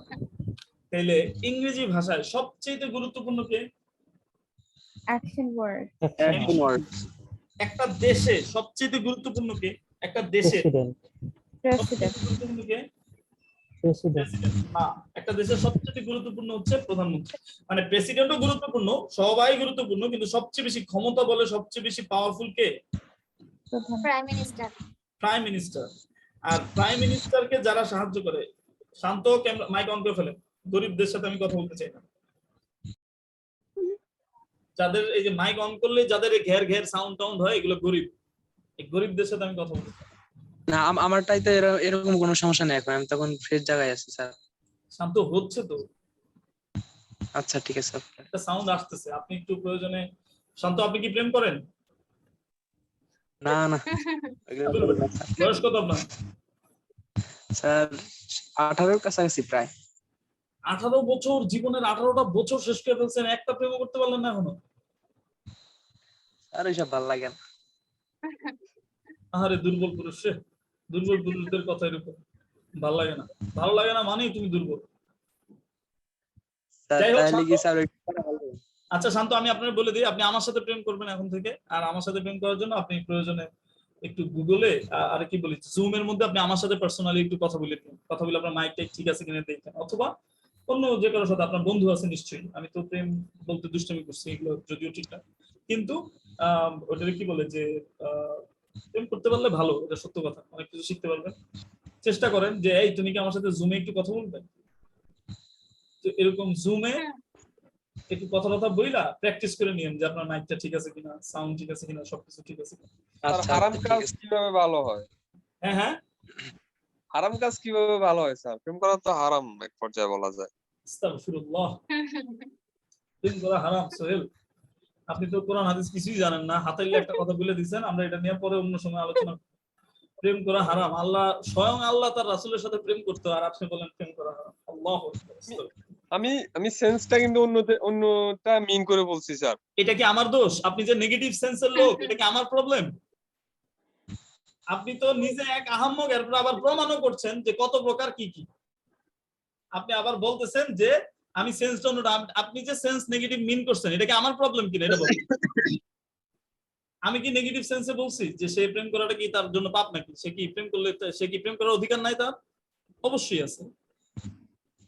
এখন সে কি প্রেম করতে যায় হারাম কাজ করবে কিনা, এটা কি আমি বলছি তাকে কখনো? এটা তো আপনার প্রবলেম, এটা আপনার মেন্টালিটি প্রবলেম।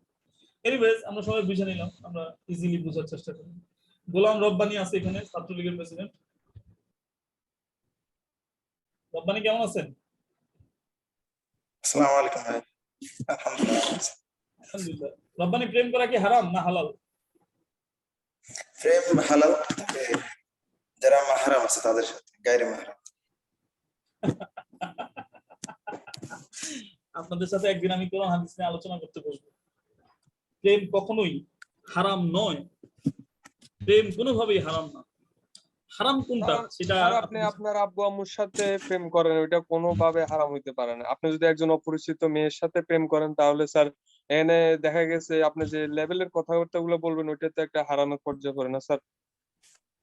আমি জানি না সোহেল, আমি অবশ্যই আপনার কথার সাথে একমত। আমি জানি না আপনি আসলে কি মিন করতেছেন, আমি আসলে বুঝতেও চাচ্ছি না আপনি যেটা মিন করতে চাচ্ছেন, কিন্তু আমি বুঝাতে চাচ্ছি যে আমি অবশ্যই প্রেম করার অধিকার রাখি, আমি প্রেম করতে পারি।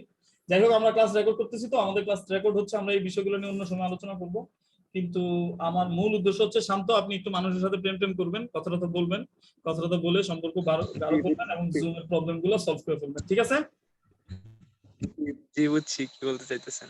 জি, অনেক ধন্যবাদ। আর ওই যে আপনাকে যারা গুনাহ এর পথ থেকে বাঁচাতে চায়, তাদের সাথে আপনি একটু যোগাযোগ করতে পারেন। তারা আপনাকে নিয়ে অনেক চিন্তিত, আপনি একটা হারাম কাজ কিভাবে করতে পারেন। তারা হালাল হারাম অনেক কিছু মেনটেন করার চেষ্টা করে, এন্ড আই রিয়েলি অ্যাপ্রিশিয়েট ইট। এবার আসেন আমরা আমাদের স্ক্রিপ্টের মধ্যে অক্সিলারি ভার্ব, হেল্পিং ভার্ব বা হেল্পিং ওয়ার্ডস এবং হেল্পার, এগুলো নিয়ে আলোচনা করব, ঠিক আছে? কোরআন হাদিসের আলোচনা যেহেতু চলে আসছে, আমার মাথার ভিতরে চলে আসছে, পুরো সৃষ্টি জগতের মধ্যে সবচেয়ে গুরুত্বপূর্ণ এবং সবচেয়ে বিখ্যাত কে বলেন? সোহেল উত্তর দেন। হযরত মুহাম্মদ সাল্লাল্লাহু আলাইহি ওয়াসাল্লাম। রব্বানী বলছে হযরত মুহাম্মদ সাল্লাল্লাহু আলাইহি ওয়াসাল্লাম। আচ্ছা, সবচেয়ে প্রধান হচ্ছে আল্লাহ, হ্যাঁ, একমাত্র, সবকিছুর আধিপত্য, সবকিছুর স্রষ্টা, সবকিছুর লিডার, সবকিছুর পাওয়ার কে? অবশ্যই আল্লাহ তাআলা। কে? অবশ্যই আল্লাহ তাআলা। আরে আমি একটা আয়াত ভুলে গেছি ওই যে আমি না কোরআনের তেলাওয়াতটা ভুলে গেছি, মানে আয়াতটা ভুলে গেছি, কিন্তু এরকম আছে যে একটা সময় দুনিয়ার সবকিছু ধ্বংস করে ফেলবে আল্লাহ, সবকিছু শেষ করার পরে আল্লাহ জিজ্ঞাসা করবে যে আজকের এই আধিপত্য কার, আজকের এই রাজত্ব কাহার। হ্যাঁ কাহার, এরকম একটা আয়াত আছে। এই আয়াতটা আমার মাথায় অনেক এক্স্যাক্টলি আসতেছে না, বাট আল্লাহ হচ্ছে সবচেয়ে প্রধান। এবার আল্লাহর অক্সিলারি আছে, আল্লাহর সাহায্যকারী আছে। আল্লাহ সাহায্যকারী কারা একটু বলেন? মানে আল্লাহকে সাহায্য করে, আল্লাহকে আল্লাহর হুকুম বাস্তবায়নে, হুকুমের গোলাম তাবেদারি করে, এরকম কারা বলতে পারবেন? ফেরেশতা। ভেরি গুড সোহাগ রানা, অনেক ধন্যবাদ। ফেরেশতারা। ইংরেজিতে আপনারা আমার ক্লাস করে যদি আপনি বুঝতে পারেন, আপনি যদি বিশ্বাস করেন যে আপনার কনসেপচুয়াল অনেক প্রবলেম ছিল, বা আস্তে আস্তে সামনের ক্লাসগুলোতেও যদি আপনি মনে করেন যে আপনার অনেকগুলা কনসেপচুয়াল প্রবলেম ছিল, এগুলো আসলে আপনি এইভাবে চিন্তা করা উচিত ছিল, এইভাবে ঠিক করা উচিত ছিল, ঠিক একই রকম ভাবে আপনি জেনে রাখেন আপনারা কোরআন এবং হাদিস এবং ইসলামটাকেও যেভাবে জানেন সেটার মধ্যেও আপনার নিশ্চয়ই কনসেপচুয়াল অনেক প্রবলেম আছে যেগুলো আপনি বুঝতে ভুল করেন। আমরা যদি কোনোদিন সময় হয়, সুযোগ হয়, আমরা সেগুলো নিয়ে অনেকদিন আলোচনা করবো, তাহলে দেখবেন আপনার কনসেপ্ট। সত্যকে সবসময় অনুসন্ধান করার চেষ্টা করবেন। সত্য এবং মিথ্যা যারা ধরতে পারবেন না, বুঝতে পারবেন না, তারা মনে মনে সবসময় একটা কথা বলতে পারেন, সেটা হচ্ছে রব্বি জিদনি ইলমা। এটা সবসময় বলতে থাকবেন, আল্লাহর কাছে সাহায্য চাইবেন, আল্লাহ রব্বি জিদনি ইলমা। এই রব্বি জিদনি ইলমাটা ছোটবেলায় যখন আমি প্রথম শিখছি, তখন আমি বার্ষিক পরীক্ষার আগে বেশি বেশি পড়তাম, কারণ আমার কনসেপ্টে ছিল, আমার মাইন্ডসেটে ছিল রব্বি জিদনি ইলমা মানে হে প্রভু আমার জ্ঞান বাড়িয়ে দাও, আল্লাহ আমার জ্ঞান দাও, জ্ঞান দাও, জ্ঞান দাও, কালকে পরীক্ষা পাস করতে হবে। আমি ভাবতাম এই জ্ঞান বুঝি শুধু পরীক্ষার হলের ওই জ্ঞান, কিন্তু বড় হওয়ার পরে আমি আস্তে আস্তে বুঝতেছি এই জ্ঞানের শেষ নাই, এই জ্ঞানের শেষ নাই। এবং আমি ডাউট, আপনারা যে আল্লাহকে বিশ্বাস করেন আমি সেই আল্লাহকে বিশ্বাস করি কিনা সন্দেহ। আপনার কাছে আপনি আল্লাহ বলতে যা বুঝেন, আমি আল্লাহ বলতে যেটা বুঝি সেটার মধ্যে বিস্তর ফারাক। আই গ্যারান্টি, আমার ডাউট হয়। খোদার পক্ষে লাথি মার। হ্যাঁ, খোদার পক্ষে লাথি মার, কাজী নজরুল ইসলাম। কাজী নজরুল ইসলাম কি বলছে আমি বুঝিনি, আবার বলেন না স্যার। খোদার পক্ষে লাথি মার। মাথার উপর দিয়ে গেছে আমার, আমি আশা করি আরো অনেকেরই মাথার উপর দিয়ে গেছে। আমরা এটা নিয়ে পরে জানতে চাইবো। স্যার আপনি আমাকে এটা জ্ঞান অর্জন করতে সাহায্য করেন নিশ্চয়ই। কাজী নজরুল ইসলামের কোন কবিতার কথা আপনি বলছেন, রাইট? জি জি, ঠিক আছে।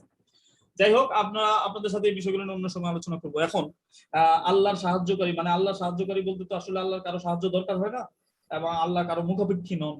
হ্যাঁ, আল্লাহর কোনো সাহায্যেরই প্রয়োজন হয় না। কিন্তু আল্লাহ একটা মাখলুককে, এক ধরনের মাখলুক আল্লাহ সৃষ্টি করছে যাদের কাজই হচ্ছে আল্লাহর হুকুম বাস্তবায়ন করা। সেই মাখলুকটা হচ্ছে কারা? ফেরেশতারা। তো এই ফেরেশতাদেরকে যদি আপনি ক্যাটাগরাইজ করেন, ফেরেশতাদেরকে যদি আলাদা করেন, তাহলে কিন্তু আপনি অনেকগুলা ক্যাটাগরি আলাদা করতে পারবেন। বুঝতেছেন আমার কথা? ফেরেশতাদের ক্যাটাগরি আপনারা আলাদা করতে পারবেন। আচ্ছা যাই হোক, জটিল করি না, একটু সহজ করে ফেলি। সেটা হচ্ছে যে অক্সিলারি ভার্ব ইংরেজিতে আছে কয়টা? মাত্র তিনটা অক্সিলারি ভার্ব আপনি সবসময় জেনে রাখার চেষ্টা করবেন, বোঝার চেষ্টা করবেন। একটা অক্সিলারি ভার্বের নাম হচ্ছে কি? To be verb. To be verb. আরেকটা কি? To have verb. To have verb. আরেকটা কি? Modal auxiliary. এই যে যারা অ্যানসার গুলো বলতে পারছেন তাদেরকে অসংখ্য ধন্যবাদ, এবং আপনারা আমার প্রেমে পড়ছেন, এটা জেনে রাখবেন। আনলে আপনি আজকে ক্লাসে কেন যুক্ত হয়েছেন? আপনি গত ক্লাসে পাইছেন সব কিছু। যারা একটা ক্লাস করার পরেও আরেকটা ক্লাস করতে চান, যারা একটা ক্লাসের পরেও আরো কিছু শুনতে চান, আরো কিছু জানতে চান, তাদের সাথে আমার অটোমেটিক প্রেম হয়ে গেছে। You never know. এবার আপনি চিন্তা করেন গুনার দিকে আগাবেন নাকি প্রেমটাকে বেহেশতের দিকে নেবেন। মিস্টার সোহেলের জ্ঞাতার্থে বলে দিচ্ছি, আমি জানি না আমরা নেগেটিভ চিন্তা করতে চাই। তো to be verb, to have verb, modal.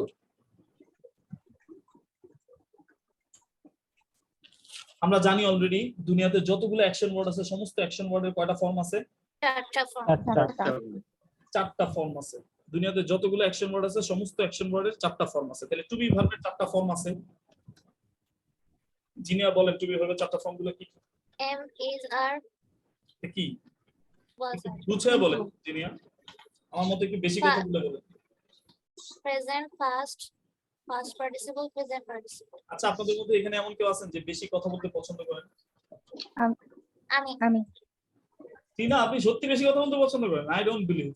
Sir আমিও আছি। আমি খুবই আড্ডাবাজ, এটা জানে হচ্ছে জিনি আপু জানে। জিনিয়া কথা সত্যি না মিথ্যা? সত্যি, আমিও খুব আড্ডাবাজ। আমার বিশ্বাস হয় না আপনারা দুইজন যদি আড্ডাবাজ হইতেন আর পৃথিবীতে না, আর কেউ না হোক, জিনিয়া আপনারা আপু দুইজন আমাকে এক বেলা বিরিয়ানি খাওয়াইতে পারতেন। জিনিয়া আপু কিন্তু অনেক কথা বলে, আমি অনেক বক আপনাকে বক দেখে করি, অনেক রাইট। অফিসিয়াল বসের সাথে চিল্লাচিল্লি করি। আপনারা যদি আমার চেহারাটা এখন দেখতেন, আপনারা যদি আমার চেহারা দেখতেন, আমি পুরো বেকুব হয়ে গেছি। মানে আমার জীবন বিশ্বাস হয় নাই যে আপনারা এত বেশি কথা বলতে চান। যাই হোক, কথা বলতে চাওয়া ভালো, খুবই ভালো। কথাগুলো গঠনমূলক কথা হইতে হবে সবসময়। এনিওয়েজ, তাহলে টু বি ভার্ব, এই টু বি ভার্বের চারটা ফর্ম। টু বি ভার্ব যদি প্রেজেন্ট ফর্ম হিসেবে ব্যবহার করতে হয় তাহলে ব্যবহার করতে হবে হচ্ছে এম, ইজ, আর আর টু বি ভার্ব যদি পাস্ট ফর্ম হিসেবে ব্যবহার করতে হয়, রাব্বানি লেখা যাবে না, আপনি আগে শুনেন, দেখেন, বুঝেন, এরপরে যখন লিখতে বলা হবে তখন লিখবেন। টু বি ভার্বের পাস্ট ফর্ম হচ্ছে ওয়াজ অথবা ওয়্যার। টু বি ভার্বের পাস্ট পার্টিসিপল ফর্ম হবে বিন। টু বি ভার্বের সাথে যদি আইএনজি যুক্ত করা হয় তাহলে হবে বিন।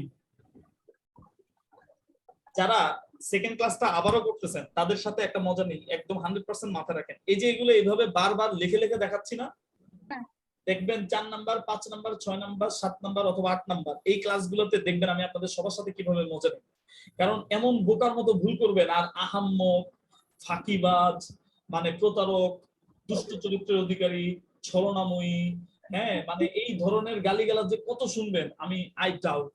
মানে আপনারা ছলনাময়ী, আপনারা প্রতারক, এই ধরনের কথা আমি বলতে বাধ্য হবো। কেন বাধ্য হবো? কারণ ওই সময় জেনে নেবেন যে দেখেন এগুলো আলোচনা করা হয়েছে, আপনি এগুলো মাথায় রাখেন না, আপনি ভাবছেন যে এগুলো সিম্পল জিনিস, আমি জানি। আচ্ছা, তাহলে টু হ্যাভ ভার্বের প্রেজেন্ট ফর্ম কি? Have has. পাস্ট ফর্ম হচ্ছে হ্যাড। পাস্ট পার্টিসিপল ফর্ম হচ্ছে হ্যাড, ভার্বের সাথে হচ্ছে আইএনজি যুক্ত হ্যাভিং। Right, very good. আচ্ছা, তাহলে আমরা টু বি ভার্বের চারটা ফর্ম, টু হ্যাভ ভার্বের চারটা ফর্ম পেয়ে গেছি, তাই না? চারটা ফর্ম। একটা ছোট্ট প্রশ্ন করতে চাই, উত্তর দিতে চান কে? আমি। বাহ, জিনিয়া, মাশাআল্লাহ, ধন্যবাদ জিনিয়া, আপনার ভালোবাসা রেসপেক্ট করলাম।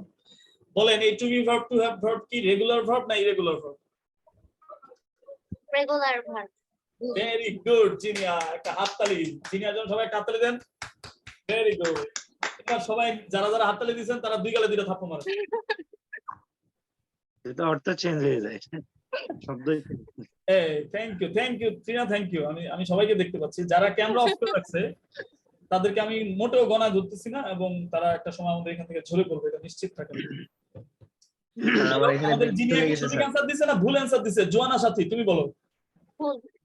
ভুল। কিভাবে ভুল? কারণ এগুলার তো হচ্ছে মানে বানানই চেঞ্জ হয়ে গেছে, সব তো আর হচ্ছে এইচ মানে এইচ আর ইডি যোগ করা না, মানে ডি আর ইডি যোগ করা না। আমি বলছি এগুলো হচ্ছে অক্সিলারি ভার্ব। অক্সিলারি ভার্ব হইছে কি? ভার্ব তো মানে অ্যাকশন ওয়ার্ড তো। এবার এই অ্যাকশন ওয়ার্ডটা কি রেগুলার না ইরেগুলার, এটা আমরা কিভাবে ইরেগুলার?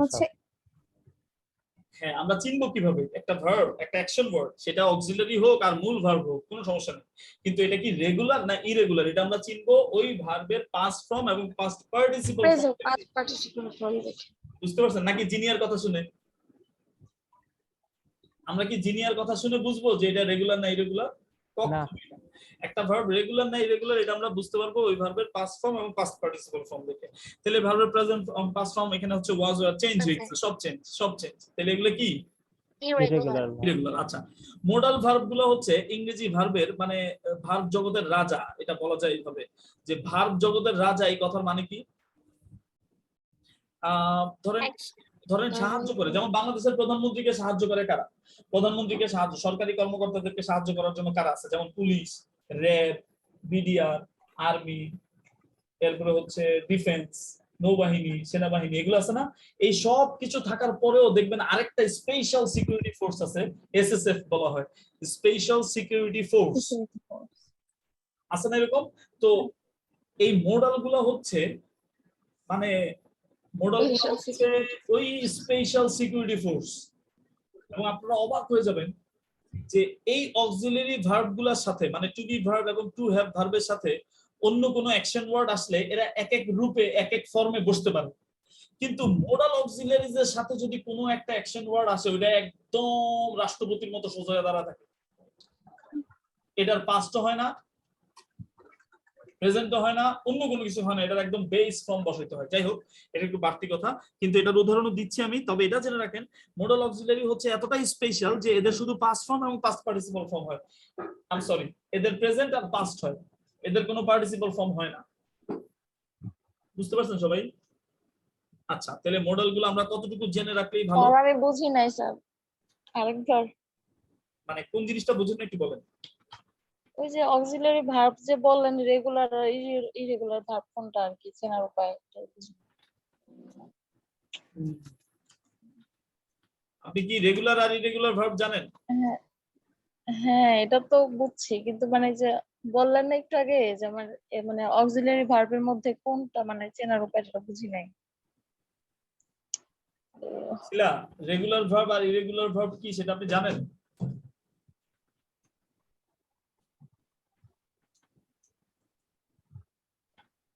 শিলা কথা বলেন। বললাম স্যার, যখন বলছেন ওই সময় নেট আপ ডাউন করতেছিল, এই জন্য আমি কথাটা বুঝি নাই। ও আচ্ছা, মানে ওই কথাটা শুনতে পান না, আপনি বুঝেন নাই, মানে না, হচ্ছে না, আপনি না। আলোচনা বুঝেন না, এটা একটা হ্যাঁ, কথা। কথা হচ্ছে আমি ওই কথাটা শুনতে পাইনি। হ্যাঁ শুনতে পাইনি ওইটাই হ্যাঁ, বলছি। আমি প্রশ্ন করছি যে এই টু বি ভার্ব আর টু হ্যাভ ভার্ব কি রেগুলার ভার্ব না ইরেগুলার ভার্ব? এবার শিলা আপনি নিজে উত্তর দেন। ইরেগুলার ভার্ব মনে কি হয়। হবে?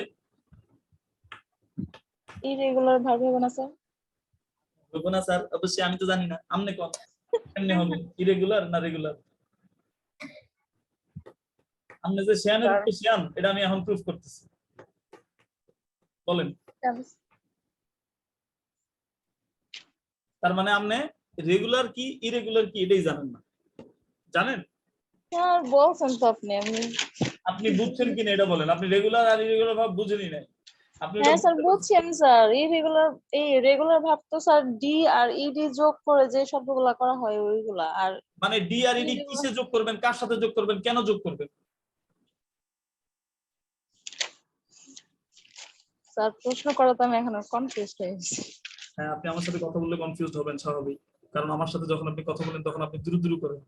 আর আমি যদি এখন আপনার সামনে থাকতাম, আপনার গলা টিপ দিয়ে এমন ভাবে ধরতাম, ওই যে ইংলিশ মুভির মতো দেখেন না, ভিলেন গুলা গলা টিপ দিয়ে ধরে এমনি এক হাত আলগি দিয়ে আপনার লম্ব করে ফেলতাম। কেন বলেন তো শিলা? কেন বলেন কেন? কেন? ছি ছি ছি, এটা কেন বলতে পারবেন না? টিনা বলতে পারবেন কেন? আপনি বলেন। আচ্ছা, টিনা চালাক, টিনা এরাই গেছে। আর কেউ বলতে পারবেন কেন তাকে গলা টিপ দিয়ে ধরবো? জিনিয়া? কারণ সে আমাকে কথা কথা চাপ রাখতেছে। ও আচ্ছা। বুঝতে পারছেন? অতিরিক্ত ভদ্র হওয়ার চেষ্টা করতেছে। ওকে, সো মডেল আচ্ছা, এই শিলার কিন্তু প্রবলেম আছে।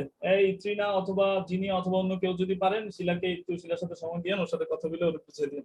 ও কিন্তু রেগুলার ইরেগুলার ভাব ধরতে পারতেছে না। তো রেগুলার আর ইরেগুলার হচ্ছে ধরতে পারতেছে না মানে কি, বুঝছে কিন্তু বুঝা তাড়াতাড়ি বুঝে ফেলছে। কিন্তু তাড়াতাড়ি বুঝলে হবে না, একটু ধীরস্থিরতার সাথে বুঝতে হবে। কিরকম? যে ভার্বের পাস্ট এবং পাস্ট পার্টিসিপল ফর্ম করতে হলে এই ভার্বের সাথে ডি এবং ইডি যোগ করে, এই কথাটা, এই যে আমার তো কষ্ট হয়নি, আমি এতবার বললাম, আপনিও এতবারই বলবেন এবং এইভাবেই ব্যাখ্যা করে বলবেন। হাতাইল্লা বললে হবে না, হাতাইল্লা মানে শর্টকাটে বললে হবে না যে ডি আর ইডি যোগ করলে তো হয়ে যায় না। এটা বলবেন, বুঝবেন এবং খাতায় লিখতে লিখতেও প্র্যাকটিস করবেন। খাতায় লিখতে লিখতে এটা মাথায়। স্যার লিখছি আমি স্যার, কিন্তু আপনি প্রশ্ন করে তো আমি আসলে ভয়ে সব উলটপালট হয়ে গেছি। শিলা আমি বুঝতে পারছি, কিন্তু তার আপনি আবারও স্যার বলছেন, আমাকে অসুবিধা নেই, কিন্তু তারপরেও আপনি আরেকটা জিনিস মাথায় রাখেন শিলা, আপনি যে লিখছেন আপনি তো অল্প কটা লিখছেন, 114টা লিখছেন না কটা জানি লিখছেন, আপনি কটা লিখছেন শিলা?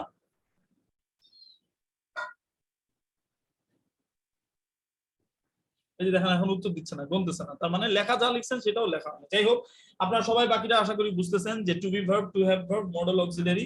মডেল অক্সিলারি এই কটা আমরা আপাতত জেনে রাখবো। একটা হচ্ছে, এটা হচ্ছে প্রেজেন্ট মানে ক্যান, এটার পাস্ট হচ্ছে কুড, মে এটার পাস্ট হচ্ছে মাইট, শ্যাল এটার পাস্ট হচ্ছে শুড, উইল এটার পাস্ট হচ্ছে উড, মাস্ট এটার past form had to, have to এটার past form had to, ought to এটার পাস্ট ফর্ম হচ্ছে হ্যাড টু। এই টোটাল অক্সিলারি ভার্বের এই লিস্টটা আপনারা সবাই মুখস্থ করে ফেলবেন ফর্ম সহ। ফর্ম সহ সবাই বুঝতে পারছেন? এবং এই লিস্টটা ঠিক এখানে যেভাবে লেখা আছে, প্রয়োজনে স্ক্রিনশট নিয়ে রাখেন সবাই। এখানে ঠিক যেভাবে লেখা আছে এইভাবে আপনারা খাতার মধ্যে 19 বার লিখবেন। রিমা বুঝতে পারছেন?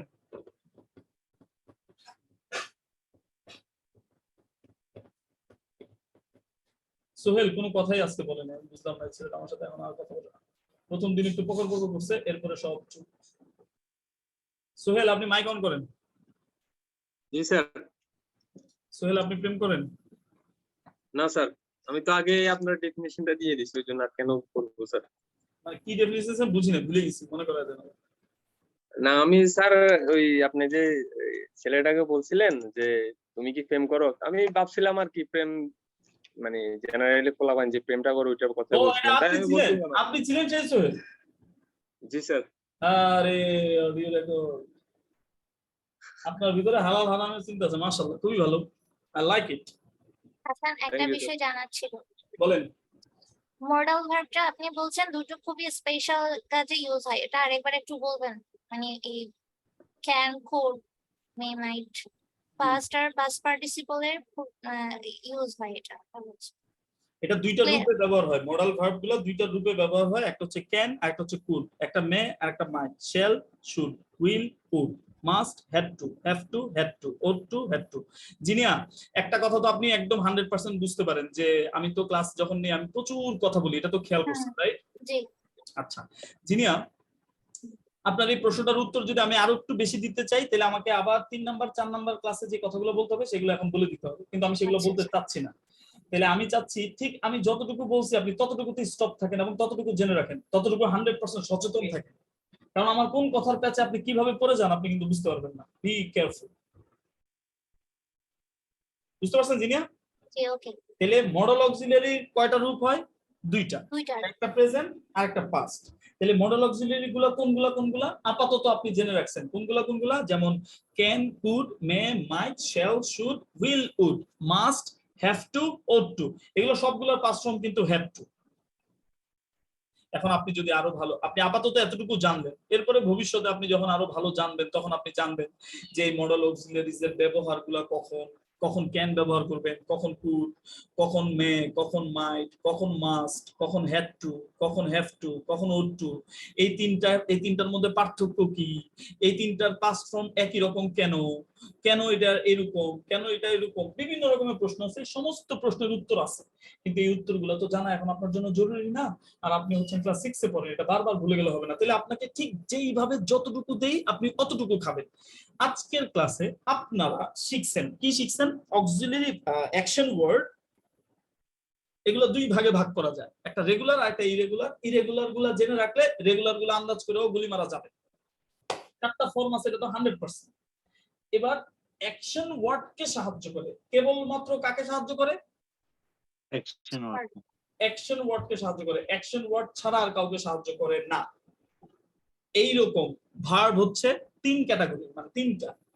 আপনাদেরকে যদি আমি জিজ্ঞাসা করতাম অক্সিলারি ভার্ব কয়টা, আপনারা কেউ উত্তর দিতে পারতেন না। গত ক্লাসে প্রায় 95 জন ক্লাসে ছিল, আমি সবাইকে জিজ্ঞাসা করছি, মাত্র একটা টিচার অ্যানসার দিতে পারছে, এন্ড শি, তাকে আমি খুবই রেসপেক্ট করতে চাই, আমি জানি না সে আসছে কিনা, তার নামটাও ভুলে গেছি। তবে সে গবেষণা করে বাচ্চাদেরকে নিয়ে, কোনো না কোনো ভাবে সে শিখছে, আই রেসপেক্ট। এখন সে বলতে পারছে। এখন আপনাদের মধ্যে বা ওই যে গতকালকের ক্লাসও সাক্ষী যারা ছিলেন, কেউই বলতে পারে নাই অক্সিলারি ভার্ব এক্স্যাক্টলি কয়টা। ইভেন আপনারা কিন্তু জানলে অবাক হবেন, একটা জিনিস জানলে অবাক হবেন, সেই জিনিসটা হচ্ছে আপনারা সবাই স্ক্রিনশট নিছেন আশা করি। আমি স্ক্রিন অফ করে দিলাম, আপনাদের সাথে এখন আমি একটু ভিডিও কলে কথা বলতে চাই। ইফ ইউ ডোন্ট লাইক, আপনারা যদি আমাকে দেখে কেউ বিরক্ত হয়ে যান, আমি আন্তরিকভাবে দুঃখিত, কিছু করার নেই। আচ্ছা আমি আরেকটু কাছে আসি, আরেকটু কাছে এসে বসলাম, মনে হয় একটু ভালো হয়, রাইট? যে আপনি আমাকে আরেকটু ভালো করে দেখলেন, আরেকটু কাছে এসে দেখলেন, মানে আমি আপনার একটু কাছে আসলাম। চীনা হাসতেছে আর সোহেল এরকম করতেছে, চালু রে। মানে এক শয়তান আরেক শয়তানকে কিন্তু বুঝতে পারে। আমরা যারা শয়তান ভাবতে পারবেন তাহলে আমি বুঝতে পারবো আপনি কত বড় শয়তান। আমার ফেসবুক কভার ফটোর মধ্যে একটা কথা লেখা আছে, কথাটা কিন্তু অনেক মূল্যবান কথা, আপনারা কিন্তু অনেকেই ধরতে পারেন না। আমার ওই সেন্টেন্সটার জন্য আমাকে অনেক ক্লায়েন্ট নক করছে এবং আমাকে কাজ দিছে। মানে শুধুমাত্র ওই কথাটার জন্য, মানে এই কথাটা আমার এবং এই কথাটা গুগল করলে আমাকেও পাবেন। এবং আমার একটা ক্লায়েন্ট আছে লরেন, ও আমাকে জিজ্ঞাসা করছে ইউ আর সো ড্যাম। তো আমি বলতেছি what do you mean you are so damn? তো বলছে যে মানে তোমার এই সেন্টেন্সটা আমি একটু সাজাই দিই, মানে আমি এই সেন্টেন্সটা এখন আপনারা যেরকম দেখতেছেন এটা একটু আগে একটু অন্যরকম ছিল। মানে ধরেন আমার সেন্টেন্সটা ছিল এরকম যে অরিজিনাল সেন্টেন্সটা কি ছিল, যে only a beautiful mind can read another beautiful mind. একটা সুন্দর মন আরেকটা সুন্দর মনকে ধরতে পারে, ছুতে পারে, এই টাইপের একটা সেন্টেন্স ছিল। মানে আমার আবেগটা, আমি ওই যে ছোটবেলায় অল্প অল্প করে ইংরেজি শিখছি, আপনাদের মতো এরকম ভুল করতাম, আহম্মক ছিলাম, তো ট্রান্সলেশনের মতো করে আমি ওই সেন্টেন্সটা লিখে আমি এটা কভার ফটো দিয়ে ফেসবুকে রাখছি। এখন লরেন আমাকে বলতেছে যে তোমার এই সেন্টেন্সটা আমি আরেকটু আপডেট করে দিই। অফকোর্স, মানে তুমি তো আমার পয়েন্ট ধরতে পারছো, বুঝতে পারছো, অফকোর্স ইয়েস। এবার সে আমাকে এই সেন্টেন্সটা লিখে দিচ্ছে, তুমি এটাকে লেখো ইলেকট্রিক মাইন্ড, মানে electric mind can read another electric mind. Electric mind can find another electric mind, like a diamond cut diamond. Diamond cut diamond, এটা মানে কি? রতনে রতন চেনা। বুঝতে পারছেন? তো ইসলামকে পছন্দ করেন এবং ইসলামকে ভালোবাসেন এমন যারা এখানে আছেন তারা জেনে রাখেন যে আল্লাহ রাসূলের কাছে একবার একটা লোক আসছে, আয়েশা তাকে বলছে আপনার তো আমার 2 নম্বর মনে হয়, আপনার ভালো লাগে না, আপনার ভিতরে ঘাপলা আছে। আল্লাহ রাসূল বলছে ইউ আর রাইট, তুমি সঠিক। মানে মোটামুটি কথাগুলো এরকম, বিষয়টা এমন না যে আমি হাদিসটা এক্স্যাক্টলি বলতেছি, মোটামুটি কথাগুলো এরকম। 2 নম্বর আরেকজন লোক আসছে, আরেকজন লোক এসে বলছে যে আপনাকে দেখলেই আমার অন্তরটা জুড়ে যায়, আপনাকে দেখলেই আমার ভালো লাগে, আপনাকে দেখলেই আমার ভিতরে কেমন জানি লাগে, এন্ড আপনার ভিতরে আমি কেমন জানি একটা ভালো লাগা গন্ধ পাই, আপনি অনেক মহান। এবার আল্লাহ রাসূল তারেও বলছে ইউ আর রাইট।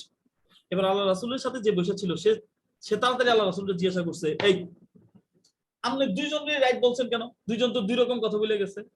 তখন আল্লাহ রাসূল বলছে মানুষ যে যেমন, নিজে যেমন, যে যেই ধারণা পোষণ করে আস্তে আস্তে আস্তে আস্তে বড় হয়, সে আরেকজনকেও ঠিক সেই ধারণায় মাপতে চেষ্টা করে। বুঝতে পারছেন? জি। যাই হোক, আমি আরেকটু কাছে এসে বসলাম আপনাদের সাথে। আপনারা কি একটা পয়েন্ট নিয়ে যেন কথা বলছিলেন, ভুলে গেছি। বলেন রব্বানি।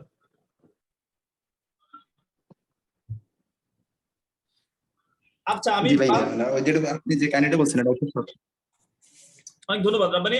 জি, আমরা আজকের ক্লাস সংক্রান্ত আর কারো কোনো প্রশ্ন আছে? আমরা রেকর্ডটা অফ করে দিতে চাই, এরপরে বাকি কথা বলতে চাই। সবাই বুঝতে পারছেন? আপনাদেরকে অ্যাকশন ওয়ার্ডের প্র্যাকটিস গুলো করতে হবে। এবার নেক্সট ক্লাসে আপনারা শুধুমাত্র ইরেগুলার ভার্বের প্র্যাকটিস করবেন বেশি বেশি। এরপর হচ্ছে ইরেগুলার ভার্বের প্র্যাকটিসের সাথে সাথে আপনারা করবেন হচ্ছে অক্সিলিয়ারি ভার্ব গুলা লিখে নিয়ে আসবেন। ঠিক 3টা অক্সিলিয়ারি দেওয়া হয়েছে এরকম। একটা কথা মনে পড়ছে, আমি বলতে নিছিলাম, সেটা হচ্ছে যে এই যে কাছে এসে বসছি, এটার কারণ কি আপনারা জানলে অবাক হবেন। বাংলাদেশের কোন বইয়ে কি লেখা আছে সেটা আমি জানি। মানে বাংলাদেশে ইংরেজি শিক্ষা বিষয়ক কি কি বই আছে আমি একটা ছোট্ট ডেমো দিই, রেকর্ডের মধ্যেই কথাগুলো থাক, যেহেতু এটা অপশনাল রেকর্ড, ইট মাইট ওয়ার্ক, এটা কাজ করতে পারে। বাংলাদেশের অধিকাংশ পোলাপাইন জোর করে অধিকাংশ পোলাপাইনদের দিয়ে যে বইটা কিনা, সেই বইটা হচ্ছে চৌধুরী এন্ড হুসাইন। চৌধুরী এন্ড হুসাইন বইয়ের ভিতরে অক্সিলারি পৃষ্ঠাগুলো যদি খুঁজে বের করেন এবং চৌধুরী এন্ড হুসাইন বই থেকে কেউ যদি অক্সিলারি ভার্ব সম্পর্কে শিখতে চায়, তারা কিন্তু এক্স্যাক্টলি এই কথাগুলো পাবে না। সিম্পল ছোট্ট একটা কথা, 1 পৃষ্ঠাও বইতে লাগার কথা না, এটা বুঝিয়ে দেওয়ার জন্য স্টুডেন্টদেরকে। কিন্তু চৌধুরী এন্ড হুসাইন বইতে এক্স্যাক্টলি অক্সিলারি ভার্ব কয়টা এটা লেখা নাই, এবং যা লেখা আছে সবগুলা ভুল। 100% জেনে রাখেন। চৌধুরী এন্ড হুসাইনের চাইতে একটু ভালো মানের একটা বই আছে, সেই বইটা হচ্ছে আমাদের সময় ছিল পটেনশিয়াল। পটেনশিয়াল বইটা একটু ভালো, কিন্তু সেখানেও এই রকম ভুল আছে, এক্স্যাক্টলি বলা নাই। এই চৌধুরী এন্ড হুসাইন পটেনশিয়াল ছাড়া অন্য যে বইগুলো আছে, বিভিন্ন গাইড বই আছে, এগুলো সব লেজে গোবর অবস্থা। এবং এরা বাংলাদেশের শিক্ষা নিয়ে কোনো ধরনের কোনো কাজ করতে চায় না, বরঞ্চ শিক্ষাকে পুঁজি করে এরা বাণিজ্যিকীকরণের ব্যবসা করতে চায়। তার মানে এরা চায় এদের গাইড বই সেল হোক। That is the ultimate thing. এদের গাইড বইয়ের ভিতরে অথেন্টিক কোনো কিছু নাই। এবার বাংলাদেশের এটাদের বই 2টা এক্সাম্পল দিলাম, এগুলো বড় বড়, এগুলো ছাড়া বাকি যেগুলো আছে এগুলো সব 2 নম্বর। আপনারা মানে আমার কাছে নিয়ে এসে আমি দেখাইতে পারবো। একটা বই একটু তুলনামূলকভাবে ভালো, সেটা হচ্ছে এস এম জাকির হোসেনের লেখা এ পেসেস বইটার নাম হচ্ছে প্যাসেজ টু গ্রামার, এরকম টাইপের কিছু একটা, SM জাকির হোসেনের, আমি নাম বলে দিলাম। তো ওনার বইটাও মোটামুটি খুব সুন্দর এবং মানে মানে যথেষ্ট চেষ্টা করছে, কিন্তু ওনার বইতেও আমি এই অক্সিলিয়ারি ভার্বের এত সুন্দর সহজ উদাহরণ আমি পাইনি, এবং এক্স্যাক্টলি অল্প কথায় অক্সিলিয়ারি ভার্বগুলো বুঝিয়ে দিবে এমন পাইনি। ইন্ডিয়ান রাইটারদের কিছু বই আছে, যেমন হচ্ছে এটি দেব, PC দাস, এই বইগুলো ইন্ডিয়ান রাইটারদের বই। তো এটি দেব, PC দাস, এরকম আরো কয়েকটা বই আছে, ওগুলোর মধ্যেও আমি পাইনি। আপনারা যদি কেউ পান, এখন আমি জানি না নতুন সংস্করণ কি, আমি কথা বলতেছি আজ থেকে প্রায় আরো 10-12 বছর আগের সংস্করণগুলোর কথা বলতেছি। ওই সময় আমি জানি বাংলাদেশের মার্কেটের কি কি বই আছে, কোন বইতে কি কোন টপিক কিভাবে আলোচনা করছে, ইংলিশ গ্রামারের কোন জিনিসটা কি, মানে আমি এত গবেষণা করছি, ইউ নেভার নো, আপনারা কল্পনাও করতে পারবেন। এই কারণে আমি বললাম, এবার আসেন, আপনি যদি ব্রিটিশ কাউন্সিলে যান অথবা আপনি যদি ইংলিশ রাইটারদের কোনো বই পড়তে চান, ইন্ডিয়ানদের মধ্যে একটা আছে Wren and Martin, Headway academy একটা আছে, হেডওয়ে। তো হেডওয়ে যে বইগুলো আছে সেই বইগুলোর মধ্যে এইভাবে আমি স্পেসিফিক পাইনি। তো এই কথাগুলো আপনাদেরকে বললাম এই কারণে যে এটা শুনলে আপনারা অবাক হওয়ার কথা, বা এটা অবাক হওয়ার মতোই বিষয়, এন্ড আপনারা আরো ভালোভাবে অবাক হবেন if you have a book, you bring it and then you ask me the question. আপনি আমাকে কোশ্চেন আস্ক করেন। আপনারা যদি এখানে কেউ কোনো টিচার থাকেন বা কোনো কিছু থাকেন, ধরেন আপনি কোনো একটা টপিক এটা বাচ্চাদেরকে বুঝাইতে গিয়ে বা পড়াইতে গিয়ে আপনি প্রবলেম ফেস করতেছেন, feel free to ask me the best way to describe or to make someone learn that. I can definitely help you. আমি আশা করি আপনারা বুঝতে পারছেন, এবং আপনারা যদি আপনাদের আরো বেশি বেশি প্রবলেম আপনারা আইডেন্টিফাই করেন, লেখার চেষ্টা করেন, এগুলো লিখে রাখেন, আমি আপনাকে যে সলিউশন দিব এর চাইতে বেস্ট সলিউশন আমার বিশ্বাস আপনি পৃথিবীতে কোথাও পাবেন না। যদি পান আপনি আমাকে দিয়েন, আমিও শিখতে চাইবো, প্লিজ। আমি কিন্তু শিখতে চাই, আমি যেমনি ভাবে আমি যা জানি, যেটা নিয়ে আমি যেভাবে আত্মবিশ্বাস প্রকাশ করি, অবশ্যই এটাকে কখনোই অহংকার হিসেবে নেবেন না। এটা আমার আত্মবিশ্বাস থেকে আমি বলতেছি যে আমাকে তো আমি চিনি, তো আমি যা জানি, যেভাবে শিখছি, I am damn sure that's the right one. এবার আমার ভিতরে তো ভয় থাকতে পারে বা কি, নো, যদি এর চাইতেও সুন্দর ভালো কিছু আপনি পান, প্লিজ আমাকে একটু দেখাবেন। I definitely love to learn. আমি প্রতিদিন আমি কোনো না কোনো ভাবে লেখাপড়া করি। আপনি জানেন না, আপনার লেখাপড়ার স্টাইল আর আমার লেখাপড়ার স্টাইল ভিন্ন, কারণ আমি যতটুকু জেনে গেছি আল্লাহর রহমতে আলহামদুলিল্লাহ, আমি খুব সহজভাবে ততটুকু বোঝানোর চেষ্টা করি। আপনি যা জানেন আপনি কি তা সহজভাবে বুঝাতে পারেন? This is the ultimate question to end of the class.